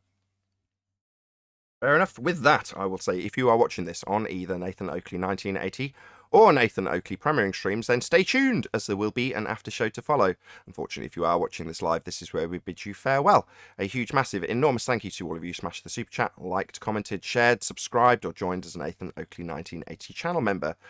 Also, below this video, you can get £50 for swapping your UK electricity supplier to Octopus Energy. Once again, stay tuned if you're watching on either premiering stream. I've been Nathan Oakley, and I'll see you all in the next video.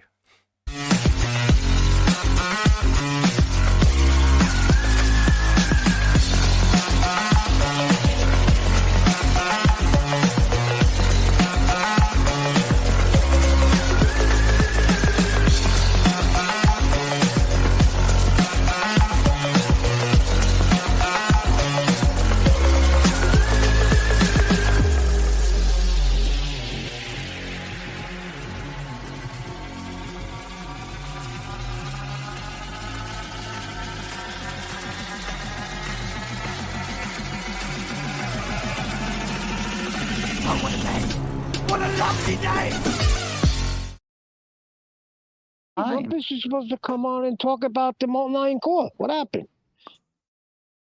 He was just here to white knight for the guy that lost badly like he was last time.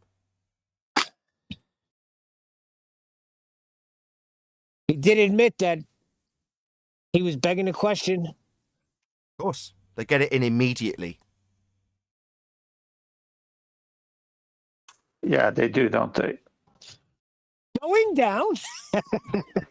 Yeah, the problem for the guy, the foreign guy, the problem for the guy with the foreign accent is he doesn't know when he says the sun's going down, he doesn't realise that in that statement, he's already begged the question of a sphere, utilising an R value and turned it into a physical geometric sphere edge horizon. He doesn't know because he's permanently wired that way. So in his mind, he's already justified it. Well, I know it's going behind the horizon. Therefore, I'm justified in assuming that I can make a measurement with the timings of the sun going down behind a physically assumed to be sphere edge horizon called Earth curve.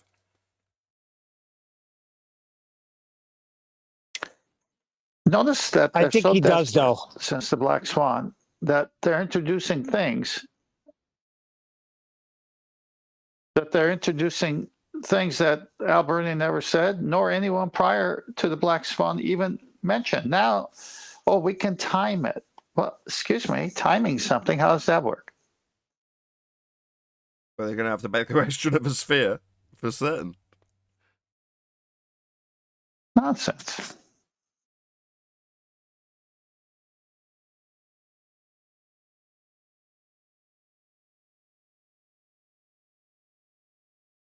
Yeah, they're desperate. You going to tell us about your show that's premiering, Sleeping Warrior, or are you watching your own show and chatting in your own comments? Well, it's basically Hillbilly Blue Balls.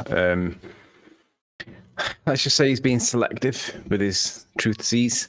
He's only showing what he wants us to see, and he's not showing the truth, the whole truth, and nothing but the truth. Because he doesn't know that we've been mirroring what he's been doing, and he doesn't know that we've been testing it as we've been going along, and we've had problems, and we can admit to it, and we can show the results of the problems. But Hillbilly's only picking the bits that support his story and not showing the bits that don't. And we know that he's got the bits that don't support his story because he's getting what he calls, what did he call them now? I think he said fluctuations. He used an adjective, but it was basically movement. And there's not meant to be any movement, but he's not being truthful about what he's showing. And he's showing the bits that he wants us to see, but he's not showing us the bits that he doesn't want us to see, which invalidate his old test. So I've had a back and forth with him, and he basically started to threaten me with violence. So I just wanted to show that because he's losing and he doesn't like it. He doesn't like being challenged. A bit like Bob on our side, challenge him with, because he doesn't know that we've been doing it alongside of him, you see. So it's very interesting to see being threatened by an old man. Threatening how? Saying what? He said something like, if I could raise the money to fly over to England, what would you do if I turned up on your doorstep? And I said, I'd take you to the pub and buy you a drink, you Burke. I said, show me your science. He's an idiot. Well, that's very telling, isn't it? Yeah. That's when he resorts to violence like that, it's because he's cornered and he doesn't like being challenged. Yeah. In cognitive terms, in a trapped animal in the corner, but trapped cognitively. Yeah.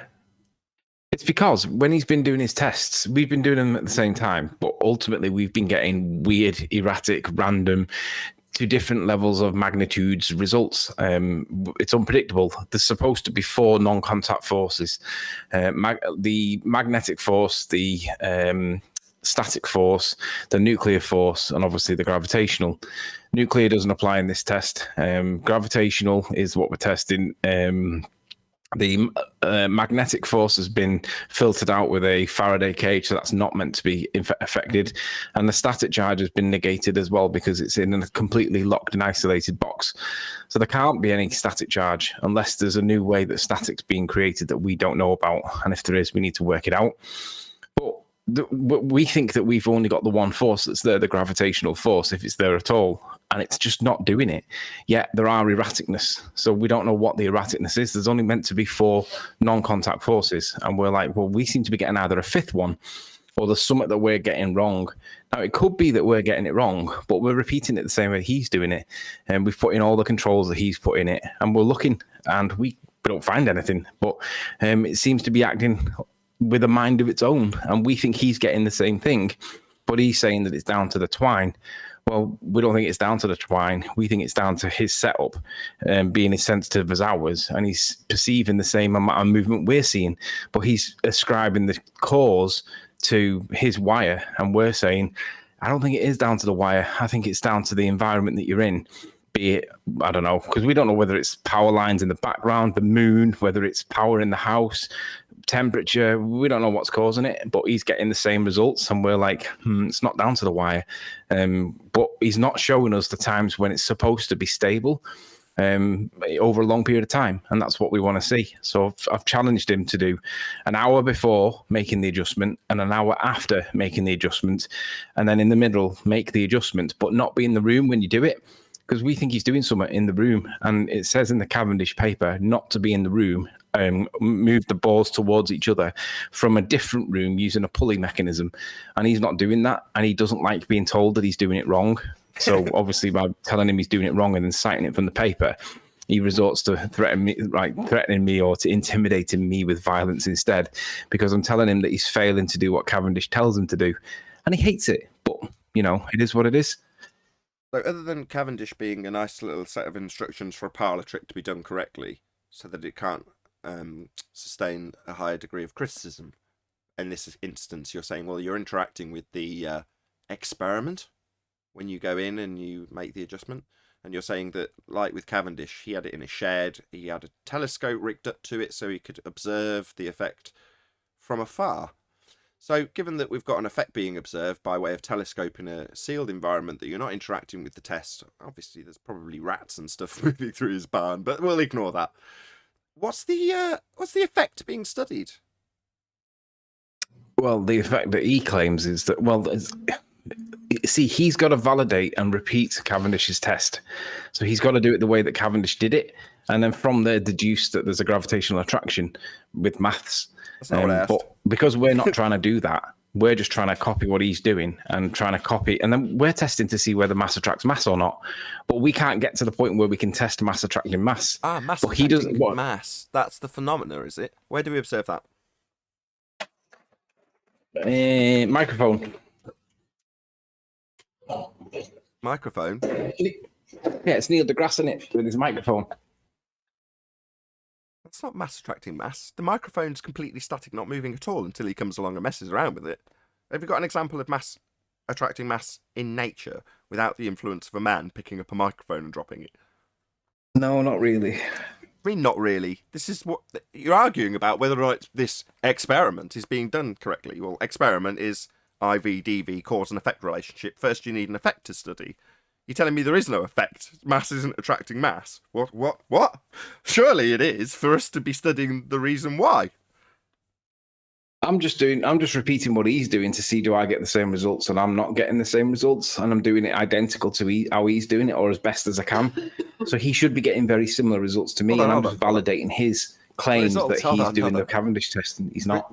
Results in an experiment are the assertion of cause, or failure to do exactly that, confirming your null hypothesis, i.e. if A, not B. But B is the effect you're studying, and your results, you're saying you're not getting the same results. Well, the results would be an establishment of cause. You vary the IV, and if it causes the DV, that's your result. It either does or doesn't. Yep. That's the end result of an experiment. So what's being varied? Well, who cares? We haven't got an effect to study. You're arguing about how he's varying something, right? Well, if it's an experiment, he's varying and manipulating that which he assumes is going to cause this effect he observed. What's the effect you say? Mass attracting mass. We don't observe that occurring in nature. Well, to be honest, we can't even get it to that point, because we're trying to get it to the point where we are able to do that test, which we can't do, but we can't get it to be stable. And we've done the same thing that he's done. And then we're just calling him on it because he's claiming that he's getting it nice and stable, and he just isn't. Test is the same. You've just substituted test for experiment, which is what they call it. And I appreciate that you're saying, well, we're following the steps that's laid out by Cavendish in terms of his apparatus. Okay. But it's like me saying, okay, I'm following the IKEA steps to build this wardrobe, and I've done them, and at the end, I've got a slightly more wonky wardrobe than this other guy that's built a wardrobe. But my conclusion at the end of building the wardrobe is that we've got gravity. Why? Well, because I built the wardrobe and I've made that conclusion afterwards. Mass attracts mass, and I've proven it with the wardrobe. And the other guy who put it together better says that he's asserting that it's actually the ether. but nevertheless, he's put together a wardrobe and he's saying it proves ether. I'm putting together a wardrobe and I'm saying it proves mass attracts mass. And yeah, we're just putting together wardrobes. There's no phenomena to study in the first instance, and the wardrobe has no direct correlation to anything that I've observed, because I've not observed anything. So the fact that I've put together a wardrobe and then claim mass attracts mass afterwards means nothing. Who cares how you put the wardrobe together? Or Cavendish experiment in this case. It's an experiment in name only. It's not establishing the cause of an effect. We haven't even got an effect. Yep, I do agree. I'm just trying to check him as he goes along his journey, and it's just not working for me. And I'm thinking, is he lying, or is it me that's inadequate in some way? So I've checked with the other guys involved in what we're doing, and they've said it's okay for me to make some assertions because we've done enough testing to be able to know that he's not telling the truth. So today's the day. Well, Adam did, I'm just asserting that he's not telling the truth. Adam did A-level physics, right? You there, Adam? Clearly not. I'd like to know from Adam what the framework was actually laid down when they were telling him to do the Cavendish experiment. I know the disclaimers they also gave him, which is hearsay, but by the same token, was it set out in educational terms as being a cause and effect relationship that was being established by way of varying an independent variable? Or was it just here's an apparatus and this is what you've got to do? Isn't this story similar to the previous caller? So we have the Al-Biruni, and I want to contrast that with Cavendish. They're two different things, but let's just have, since we challenge them on these things, the veracity of it, then what they do is they go to repeat it. Something's wrong here. So I'll make up something. So the guy before said time after he says the sun goes down, which means he's already begging the question on Al-Biruni dip measurement to a physical geometric horizon that's not there. So he says, forget that. I'm going to bring in time because in my mind, they're destroying the Al-Biruni standalone argument. So isn't this guy doing the same thing with Cavendish in a way? Well, they've already got their outcome assumed. Their outcome is that the mass attracts mass. Well, that in itself is a cause and effect relationship, if it was true in the first instance. Well, right, but isn't that what Cappy was doing, assuming the down part? Yeah. And likewise, they're assuming that mass attracts mass in this apparatus that doesn't validate an actual phenomena that's being studied. So yeah, they're just begging the question. In this case, they're begging the question of a force that doesn't exist. Right. Right. So when we, or anyone, doesn't have to be a flat earther, it could be anyone, challenges any one of these things, breaks it apart, they have to make up stuff. They have to now come in from a different thing, but they can't jettison the initial begging the question because that's what they're trying to prove. Right. They just have to ignore us when we let go of a helium balloon or boil a kettle. Or an egg. Or drop of an egg in a bit of salt water. Don't forget the egg. We didn't forget the egg. I know. I'm just acknowledging the egg because we remembered this time. Okay. Jolly good. Everyone's happy. Yeah, the reality is Hillbilly Blue Balls is ascribing some movement that shouldn't be there to some other cause that's not the cause. We know what the cause is, but he's not being truthful about it. He thinks it's down to the wire, or he's telling people it's down to the wire. It's not. It's down to the way he's got it set up in the environment he's got it in. And he should be showing the causes of these movements. But the problem is he doesn't know what the cause of the movements is because he's not intelligent enough, or he's being deceptive to tell the truth. Well, we know what the cause of it is. Well, we kind of know what the cause of it is, and we know what it's not. So it's like, why aren't you showing us the truth? And the answer is he can't, because it'll invalidate his test if he does. A couple more problems now. So you're saying the cause of the movement. So you're trying to establish the cause, that's your independent variable, of the movement of some balls that are suspended by a torsion bar. So the effect is the torsion bar twist. And the cause is did you say that you're physically moving them? No, we're not moving them. We keep the torsion bar completely isolated at all times, and we move around it. So if it starts moving, it's reacting to something, some force. And we've isolated the nuclear force. Well, the nuclear force doesn't apply in this test, but the magnetic force has been isolated with the Faraday cage. The static charge has been isolated because it's a contained environment. That leaves only the nuclear force as a possibility and the gravitational force that's not a force as a possibility. So, but we're getting movement, and we don't know where it's coming from. So whatever's moving it, we don't know where it's coming from. There's either a fifth non-contact force that we're not aware of. Could be ethereal, could be unicorn farts. We don't know. But Hillbilly's getting the same effect, but he's ascribing it to his wire, and we're like, it's not the wire. Yeah, it's something else. I got that. Thank you. I got that. So, but you rattled off a list of potential causes, which is lovely. But the effect we're studying, Anthony, is torsion bar twist. So you're trying to figure out if it's not the nuclear force that causes torsion bar twist? We're trying to figure out what the cause is. Of We torsion don't know bar what twist. the cause is. I get that. I know, I just said you've rattled off a list of causes. I know that bit. But I'm saying the causes of the effect of torsion bar twist in the Cavendish experiment, correct? What causes? Correct. So that's not a natural phenomenon that I give a flying crap about the cause of. For example, Anthony, hold on. Wardrobe collapse is similar to torsion bar twist. So let's say, for the sake of argument, same example as last time, right? Guy over there, he's put his wardrobe together and is asserting, based on his wardrobe that he's put together, that there's an ether. And I'm putting together a wardrobe far worse. I'm inept when it comes to DIY. I'm not going to deny it. Now, my wardrobe, which I'm going to assert proves a gravitational force, mass attracting mass, right? My wardrobe collapses. Yeah? Now, the cause of that wardrobe effect could be the nuclear force, it could be the magnetic force, it could be the gravitational attraction force. There could be all sorts of reasons for the effect of wardrobe collapse, Anthony. Yeah? Yeah. But who cares? The real cause is a man made it shoddily. What was it that Akumo virus said yesterday? Was it the world loses entropy to space or something along them lines? I think we're seeing the application of Akumo there, aren't we? He said it gives it entropy.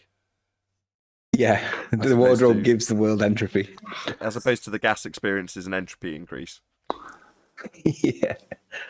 When I talked, what was it, a year and a half ago, 2 years ago, when I said I found water using welding rods bent so they're in my hand, and when I walked to my neighbor property, 7 acres, I said, let's find where your water is.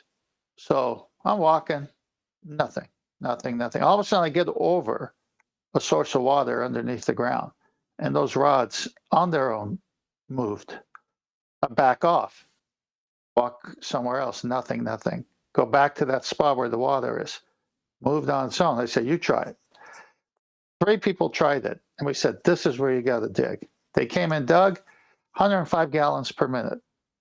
The guy goes, this is a great well. So what is causing those welding rods to move when it's over water, but they're static when you're just over ground that doesn't have water? Oh, I know this. It could be something as simple as that. I know the answer. Is it wardrobe collapse? I'm thinking maybe the third one.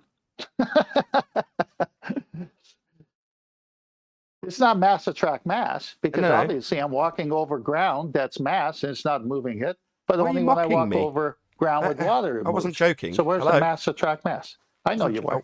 I weren't joking. It's math attracting math. No, I put together a wardrobe, right, and it collapsed. Now, that was put together because of the divining rods. That's why it was put together in the first instance. And it collapsed. So... Yes. Did you build it on a ley line, or did the ley line shift? That's a brilliant question, Arwin. I did build it on a ley line. That's correct.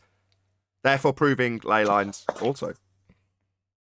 Yes, well, that proves the ether. Indeed. Indeed, Arwin. That's correct. That's correct. Anything else we need this collapsing wardrobe to prove while we're at it? Just anything you like, really. Well, what I'm trying to say. What I'm trying to say does is time someone. slow down like with black holes? It does. Wardrobe collapse. Wardrobe collapse proves it. Are there people like going in there trapped within the frozen to them perspective time, just like with Arwen black just figured holes? is Arwen just figuring out where I'm going with this wardrobe analogy? I think he is.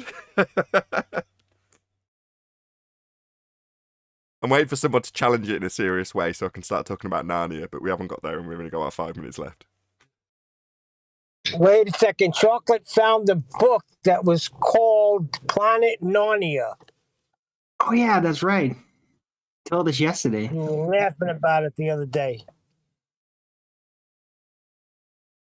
Where's chocolate? Reading the full of book it. Planet Narnia. Full of chocolate eggs.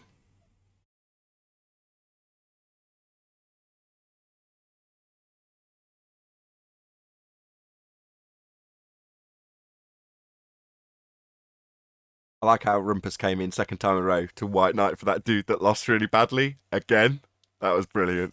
Yep. Loved it.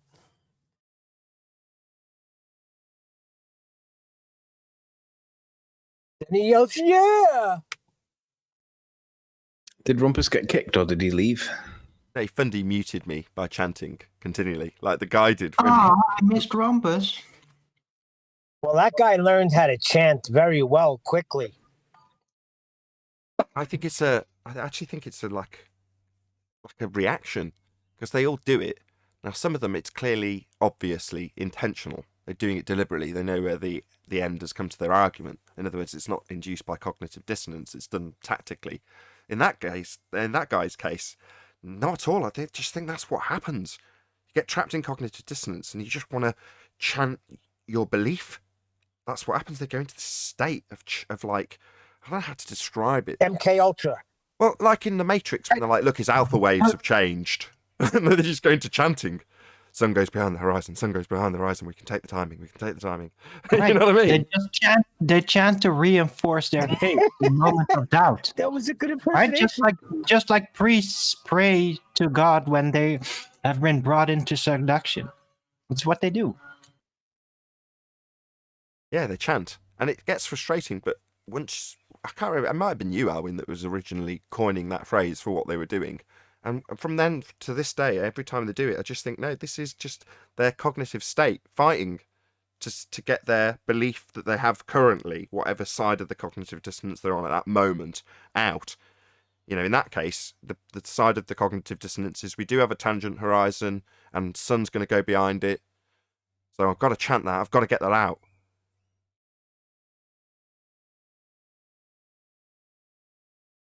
Chant for me. Chant for me. No, but he was saying we don't need a tangent for it. So it was double speaking. Yeah. Well, you say double speak, but yeah, I think that evolves out of cognitive dissonance.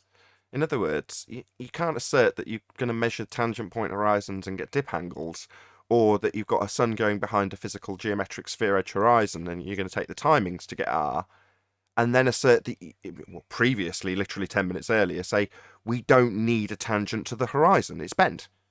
It's like, well, all of your assertions... I'm not discounting the chanting or the pain he's going through. That's exactly why he's doing it. But oh, you're agreeing? First, what's that? I said, oh, you're agreeing. I'm picking up this, that he still holds on to his tangent because when he said going down, but his argument that he lost so bad was that he couldn't have a tangent to a geometric horizon. You beat him up on that one so good before. So he comes back, not giving up the argument, but being a little sly and coy about it and says, well, I don't need a tangent anymore because basically you killed me on the last debate. I could do it with time. And then he proceeds to tell you how he needs that tangent on the down part. Because down over what? But he has to weave the tapestry really quickly before it unravels under your eyes, right? So people have the memory of how the tapestry is supposed to be before they catch on. Well, that's when Nathan caught him when he said down. Nathan stopped him right there. Down, but down. What'd you measure for down? Around what? Exactly. I didn't actually stop him in that moment. Actually, I let him waffle through the majority of his claim. and then interrupted by the time he was well into the begging the question bit. Because if they go too far, they think you're being too unreasonable. But if you stop them too soon, i.e., as soon as he says, right, well, the sun goes down, that was the first 3 words. So, what, you'll stop him literally immediately? Well, no, I'll let him have a little bit of time. Like a cat toying with the mouse when it's got its paw on its tail. But ultimately speaking, he did get to, it's not going to seem unreasonable to the audience because they might not necessarily cotton on. And that's what Rumpus is relying on. No, you just didn't give him time to get his full claim out. Yeah, it didn't matter. He'd begged the question immediately. So who cares? But I didn't stop him immediately. If you listen back, you'll get to hear more than the majority of his claim, which was already begging the question. I could have stopped him immediately, but I didn't. Well, And it's a looking back, you hear stuff you don't think you heard. Right. Well, if you let Rumpus like roll out his outrage and like, oh, you're muting me, and you literally let him stop, you'll find out if you don't respond, it'll just end up in complete silence. He'll have nothing to say. He will be literally waiting for somebody to start up the conversation again so he can interrupt. Exactly. Ted was trying to say That's something. precisely right, Arwin. When they're on the spot with a question put to them and there's a decent enough pause, they literally don't have a response. There'll be prolonged silences. But then when someone else pipes up to either conclude the point that's just been discussed, start a new point, that is when they will pipe up. Because then it seems like they're still in the running, right? They've still got a lot to say. So on occasion, I'll just cut all the lines and just leave them. So they've started fundy muting because they're like, here's my chance to seem like I'm still in the running. I'll shut everyone else down. Shut me, Discord, everyone. And it's just that one person talking. And then suddenly they're like, oh, I can definitely be heard now. And all they do is chant their way through the exact same shit claim that's been ripped apart for 10 minutes with them trying to chant through it and have the rebuttals muted. They've just got to repeat it. That's all they've got. But it sounds better when it's chanted through other people who are trying to discredit it or summarise how it's just been discredited. Right. And the best ones are when they actually end up spending like 5 minutes or a couple of minutes complaining about how they are being interrupted and they can't finish a sentence. And then they literally end up in a dead silence. Those are Well, welcome to Flat Earth 2021. Because in 2015 and 16, we were getting abused. Yeah, they can bitch all they like when it's literally mainstream rhetoric to encourage the ridicule of flat earthers. So when you come to a flat earth debate where they've got their shit together like we have, and we rip you a new one, and then laugh at you and insult you afterwards, where do you think we've learned that from?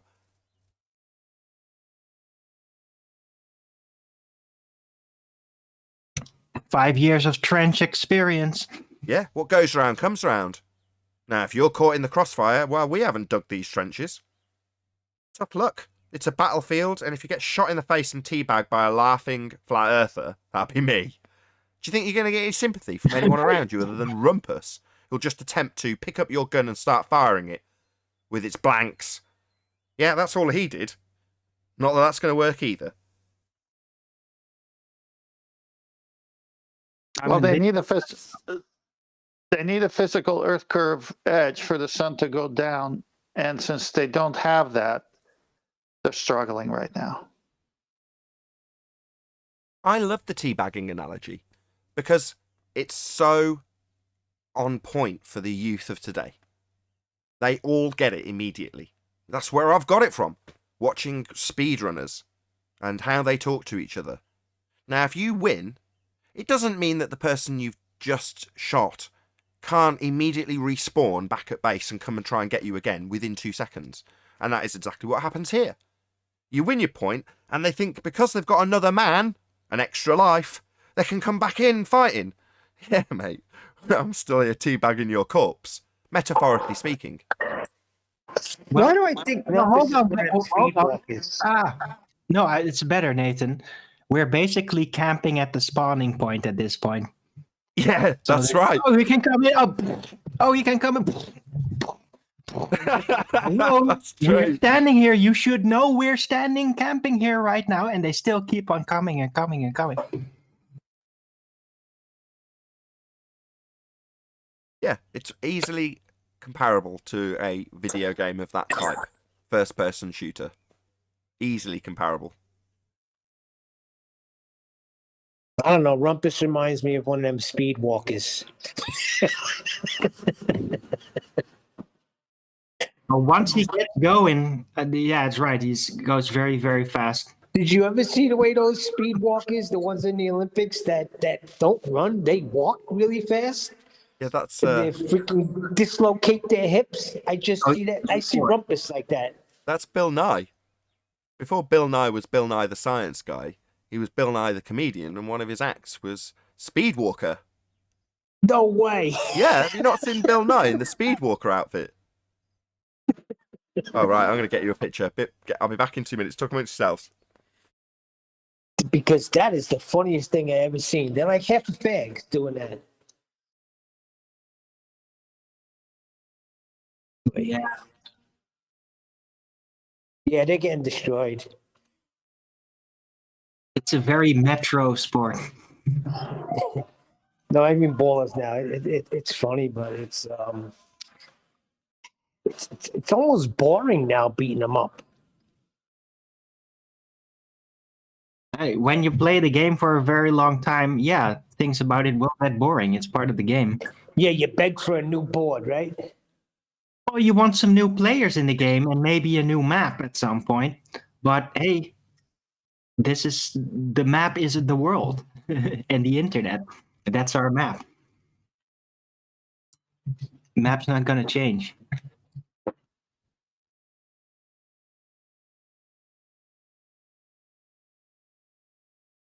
So all we got is basically new players giving it a go, new opponents. What will they come up with? King dogs. It started out as a So routine Bob story. Odell is still talking. But then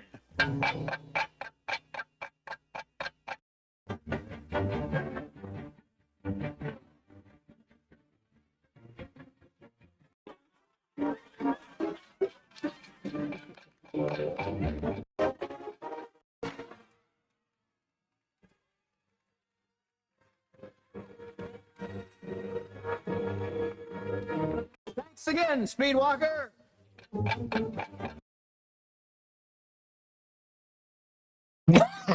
What? What was that? Bill Nye, That was Bill Nye, Speedwalker. the Speedwalker guy. I couldn't see it. I could only hear it. Yeah, I played it for the audience. I've stuck a link in. I know I haven't. I sent it to Adam Meakin. I thought I'd stuck it in Master B. I'll stick it in Master B now, so you can check it out. Bill Nye, the Speedwalker guy. I was just about to dive in there, Nathan. I thought someone he'd nicked off, and someone was about to get you a copyright strike. No, that was me playing it and just scrubbing through various bits of it.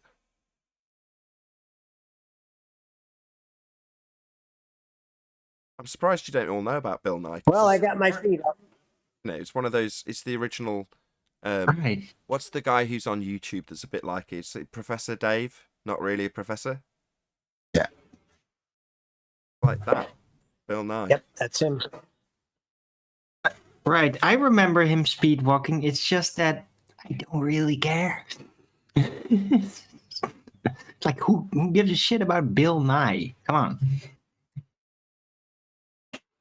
He did freaking like tranny promotion and shit. Who gives a shit what he does? Sorry to. What do you mean? He said we can't leave Earth. So what? So what? Yeah, exactly. So what? Yeah, one bit of honesty doesn't redeem him. It was probably by accident anyway. I never liked him anyway. He looks like he's got a light bulb for a head. Yeah, but there's no electricity going through there.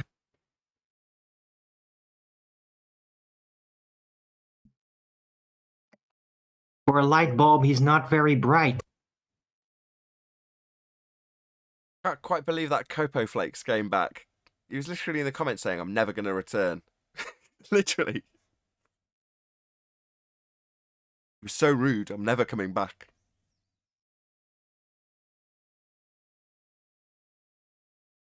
Seems to be a frequent level of criticism that they think's valid. And in some way, you're going to adjust your style because of their comment. It's very, very telling that that's what they revert to. I like the way he accused Nathan of being socially inept when he hides behind A name like Rumpus.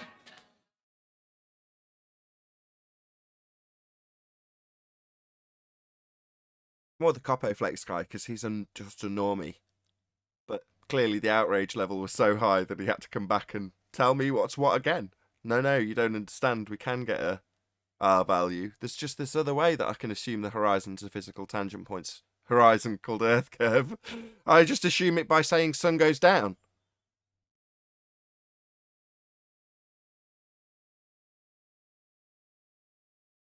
But that's the point, isn't it? That's the real reason any guy or girl who like Copo Flakes comes here. Because they want to tell me how wrong I am. So immediately, before they've opened their mouths, the level of arrogance is off the scale. They're already here to tell me I'm wrong. Right? Well, why? Well, because he's decided that us flat earthers have got a model with a sun above it that he can debunk. Oh, really? Yeah, you can have a shock when you come here.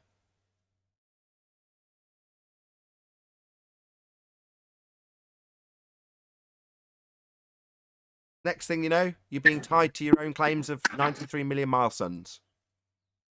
Go ahead, whoever that is, Neil. Go ahead. Shocker, a wake-up call.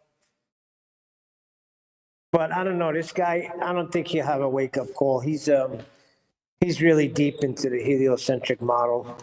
What's his name? Copo Flakes? What kind of stupid name is that? That doesn't fuss me. The thing that's telling is the fact that he had to assume sun going down, and he doesn't realise that he's automatically on his begging the question sphere Earth before he's made his example. He doesn't know that. He thinks it's legit, and it's perfectly acceptable to make that assumption in the first instance.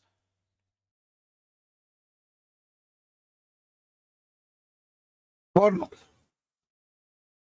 you know, when we've been chatting about the drones and that, and then and we talk about it, and it's one of the things when I think about some of the stuff that Tent's doing with the solar, the astronomy stuff. If you were to take a drone, go to the park and take a drone, and you got a nice, go to a lake, so you got a nice flat surface, and set that drone to be 400 foot above the lake, and set it going across the lake. Then measure its angle from you, where it starts at 90 degrees above your head. None of that maths is included. Again, it's perspective. Even in the stellar stuff, everything's based on rotation around a ball. Even now, as we think. But if you think about that drone just traveling, it's going to stay the same height above the lake, but you would attribute a different azimuth to it, which you would then attribute to a different height. Would we? Well, that's what happens. But that again, the point really I'm making is that is just perspective. Yet we don't, in any way, that's not included, even in standard. I think it's only included in Masonic. That's the point of the compass. I don't really know what you mean. The perspective is only included in the Masonic. The square is for measuring the Earth, and the compass for measuring the sky. So as stuff moves across, a straight line is for the compass. Oh, right. So when they're dealing in angular sizes and angular relationships on the basis that they've got arc seconds and degrees of stars in their sizes, that's represented as the compass in the Masonic form. Whereas on the ground, it's represented as the set square? Yeah. So therefore, that makes sense, doesn't it? So the set square is giving you physical right angles and actual sizes, and the compass is giving you angles. So when they go to the sky, they're always referring to the angle of this and the angle of that. And you're like, yeah, you're always talking about the angular size of it. But yet when you get on the ground, it's always the feet and inches or the meters. Isn't that interesting? Yeah. I think that straight line is for the compass. The straight line of the transition of the star above is the point of the compass. That's my notes. That's fascinating. Something sent to us years ago. some bloke claiming to be a Mason saying, look into this. This is the purpose. The two relate. One relates to one and one relates to the other. Was it Chris Monk? No, it was like, it was savage. He got some anonymous message from some bloke claiming to be a high-ranking Mason, just saying, look into this and understand it. That's the purpose of the two. One's for the land and one's for the dome. They also have it in their drawing boards. You know, I call them drawing boards, but like the pictures they've got with things like the pillars and the sun and moon above them. Well, in those representations, you also have the checkered floor, and that is also their depiction of perspective. So if you look at any Masonic, whatever they call them, card or drawing board, I forget what they call them. Mark Sargent told me about this. But then you look at this is interesting. It's literally got representations of perspective in it in the form of a checkerboard floor that will normally move up to the center frame of the picture. Yeah. 1, 2, 3, 1, 2, 3. Oh, somebody muttering from Discord. 1, 2, 3, 1, 2, 3, 1, 2, 3, 1, 2, 3, 1, 2, 3. Who's that? 1, 2, 3, 1, 2, 3. It's got to be. I thought it was him. They're saying 1, 2, 3, 1, 2, 3. Practice chant. He's warming up for his chanting.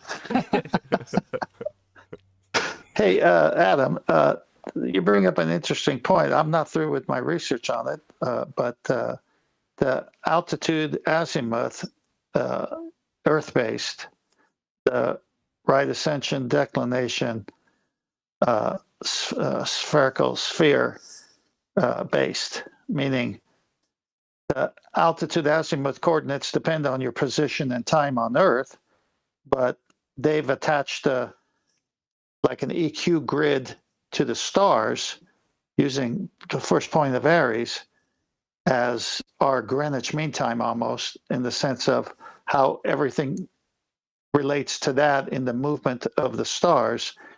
And this is going to yield some nice fruit once I'm done with it. But the EQ grid is attached to the stars, and it's from that perspective. So when the equatorial mount telescopes are set to Polaris, and then you put your latitude on Earth, then you know where every star is just by going to the internet. And because it's all set to the north, and you put your latitude where you are, then you get an RA, for example, I'm looking at one here, 5 hours, 16 minutes, right ascension, and declination of 45 minutes, 45 degrees, 59 minutes, always. And that could be you or me here, you in Nottingham, me over here. You're set to your latitude, I'm set to my latitude. We're both pointing at Polaris, and we'll find that star with that equatorial mount telescope because they're using that from that reference frame. But if I was going to do Alt-Az, I couldn't do it with you unless you lived right next to me. The pole star is a good example of the point I'm trying to make when I talk about a small version of the drone. Yeah, we ascribe that position to a curve, and that does fit very well, doesn't it? And that just kind of shows you how perspective isn't linear either when we're talking about dealing with the sky, because we've got such open angles to it. But that's the purpose of the no idea what celestial perspective sphere. is, have It you? shows you You're how an idiot. you're looking at. That's how the ancients viewed it. That was their representation. It was a perspective-based device, with the assumption it's a flat rotation above you. And that's how they work the sextant. I mean, how many times have I played the audio of the people saying, we have to assume, like the ancients, that the Earth is still and the stars are moving? I mean, they all say it. The modern misrepresentation of the purpose of the celestial sphere is to then take that celestial sphere and wrap it around a globe. Of course, I think the celestial sphere was probably the precursor to the ball, because they had the celestial sphere, and what they did was stick the Earth inside it. Celestial sphere being a flat Earth, like I say, device.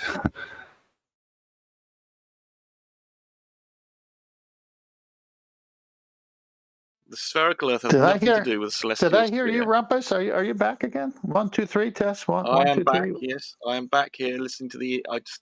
I was listening to your idiotic comments about you. You clearly don't understand about declination and right ascension.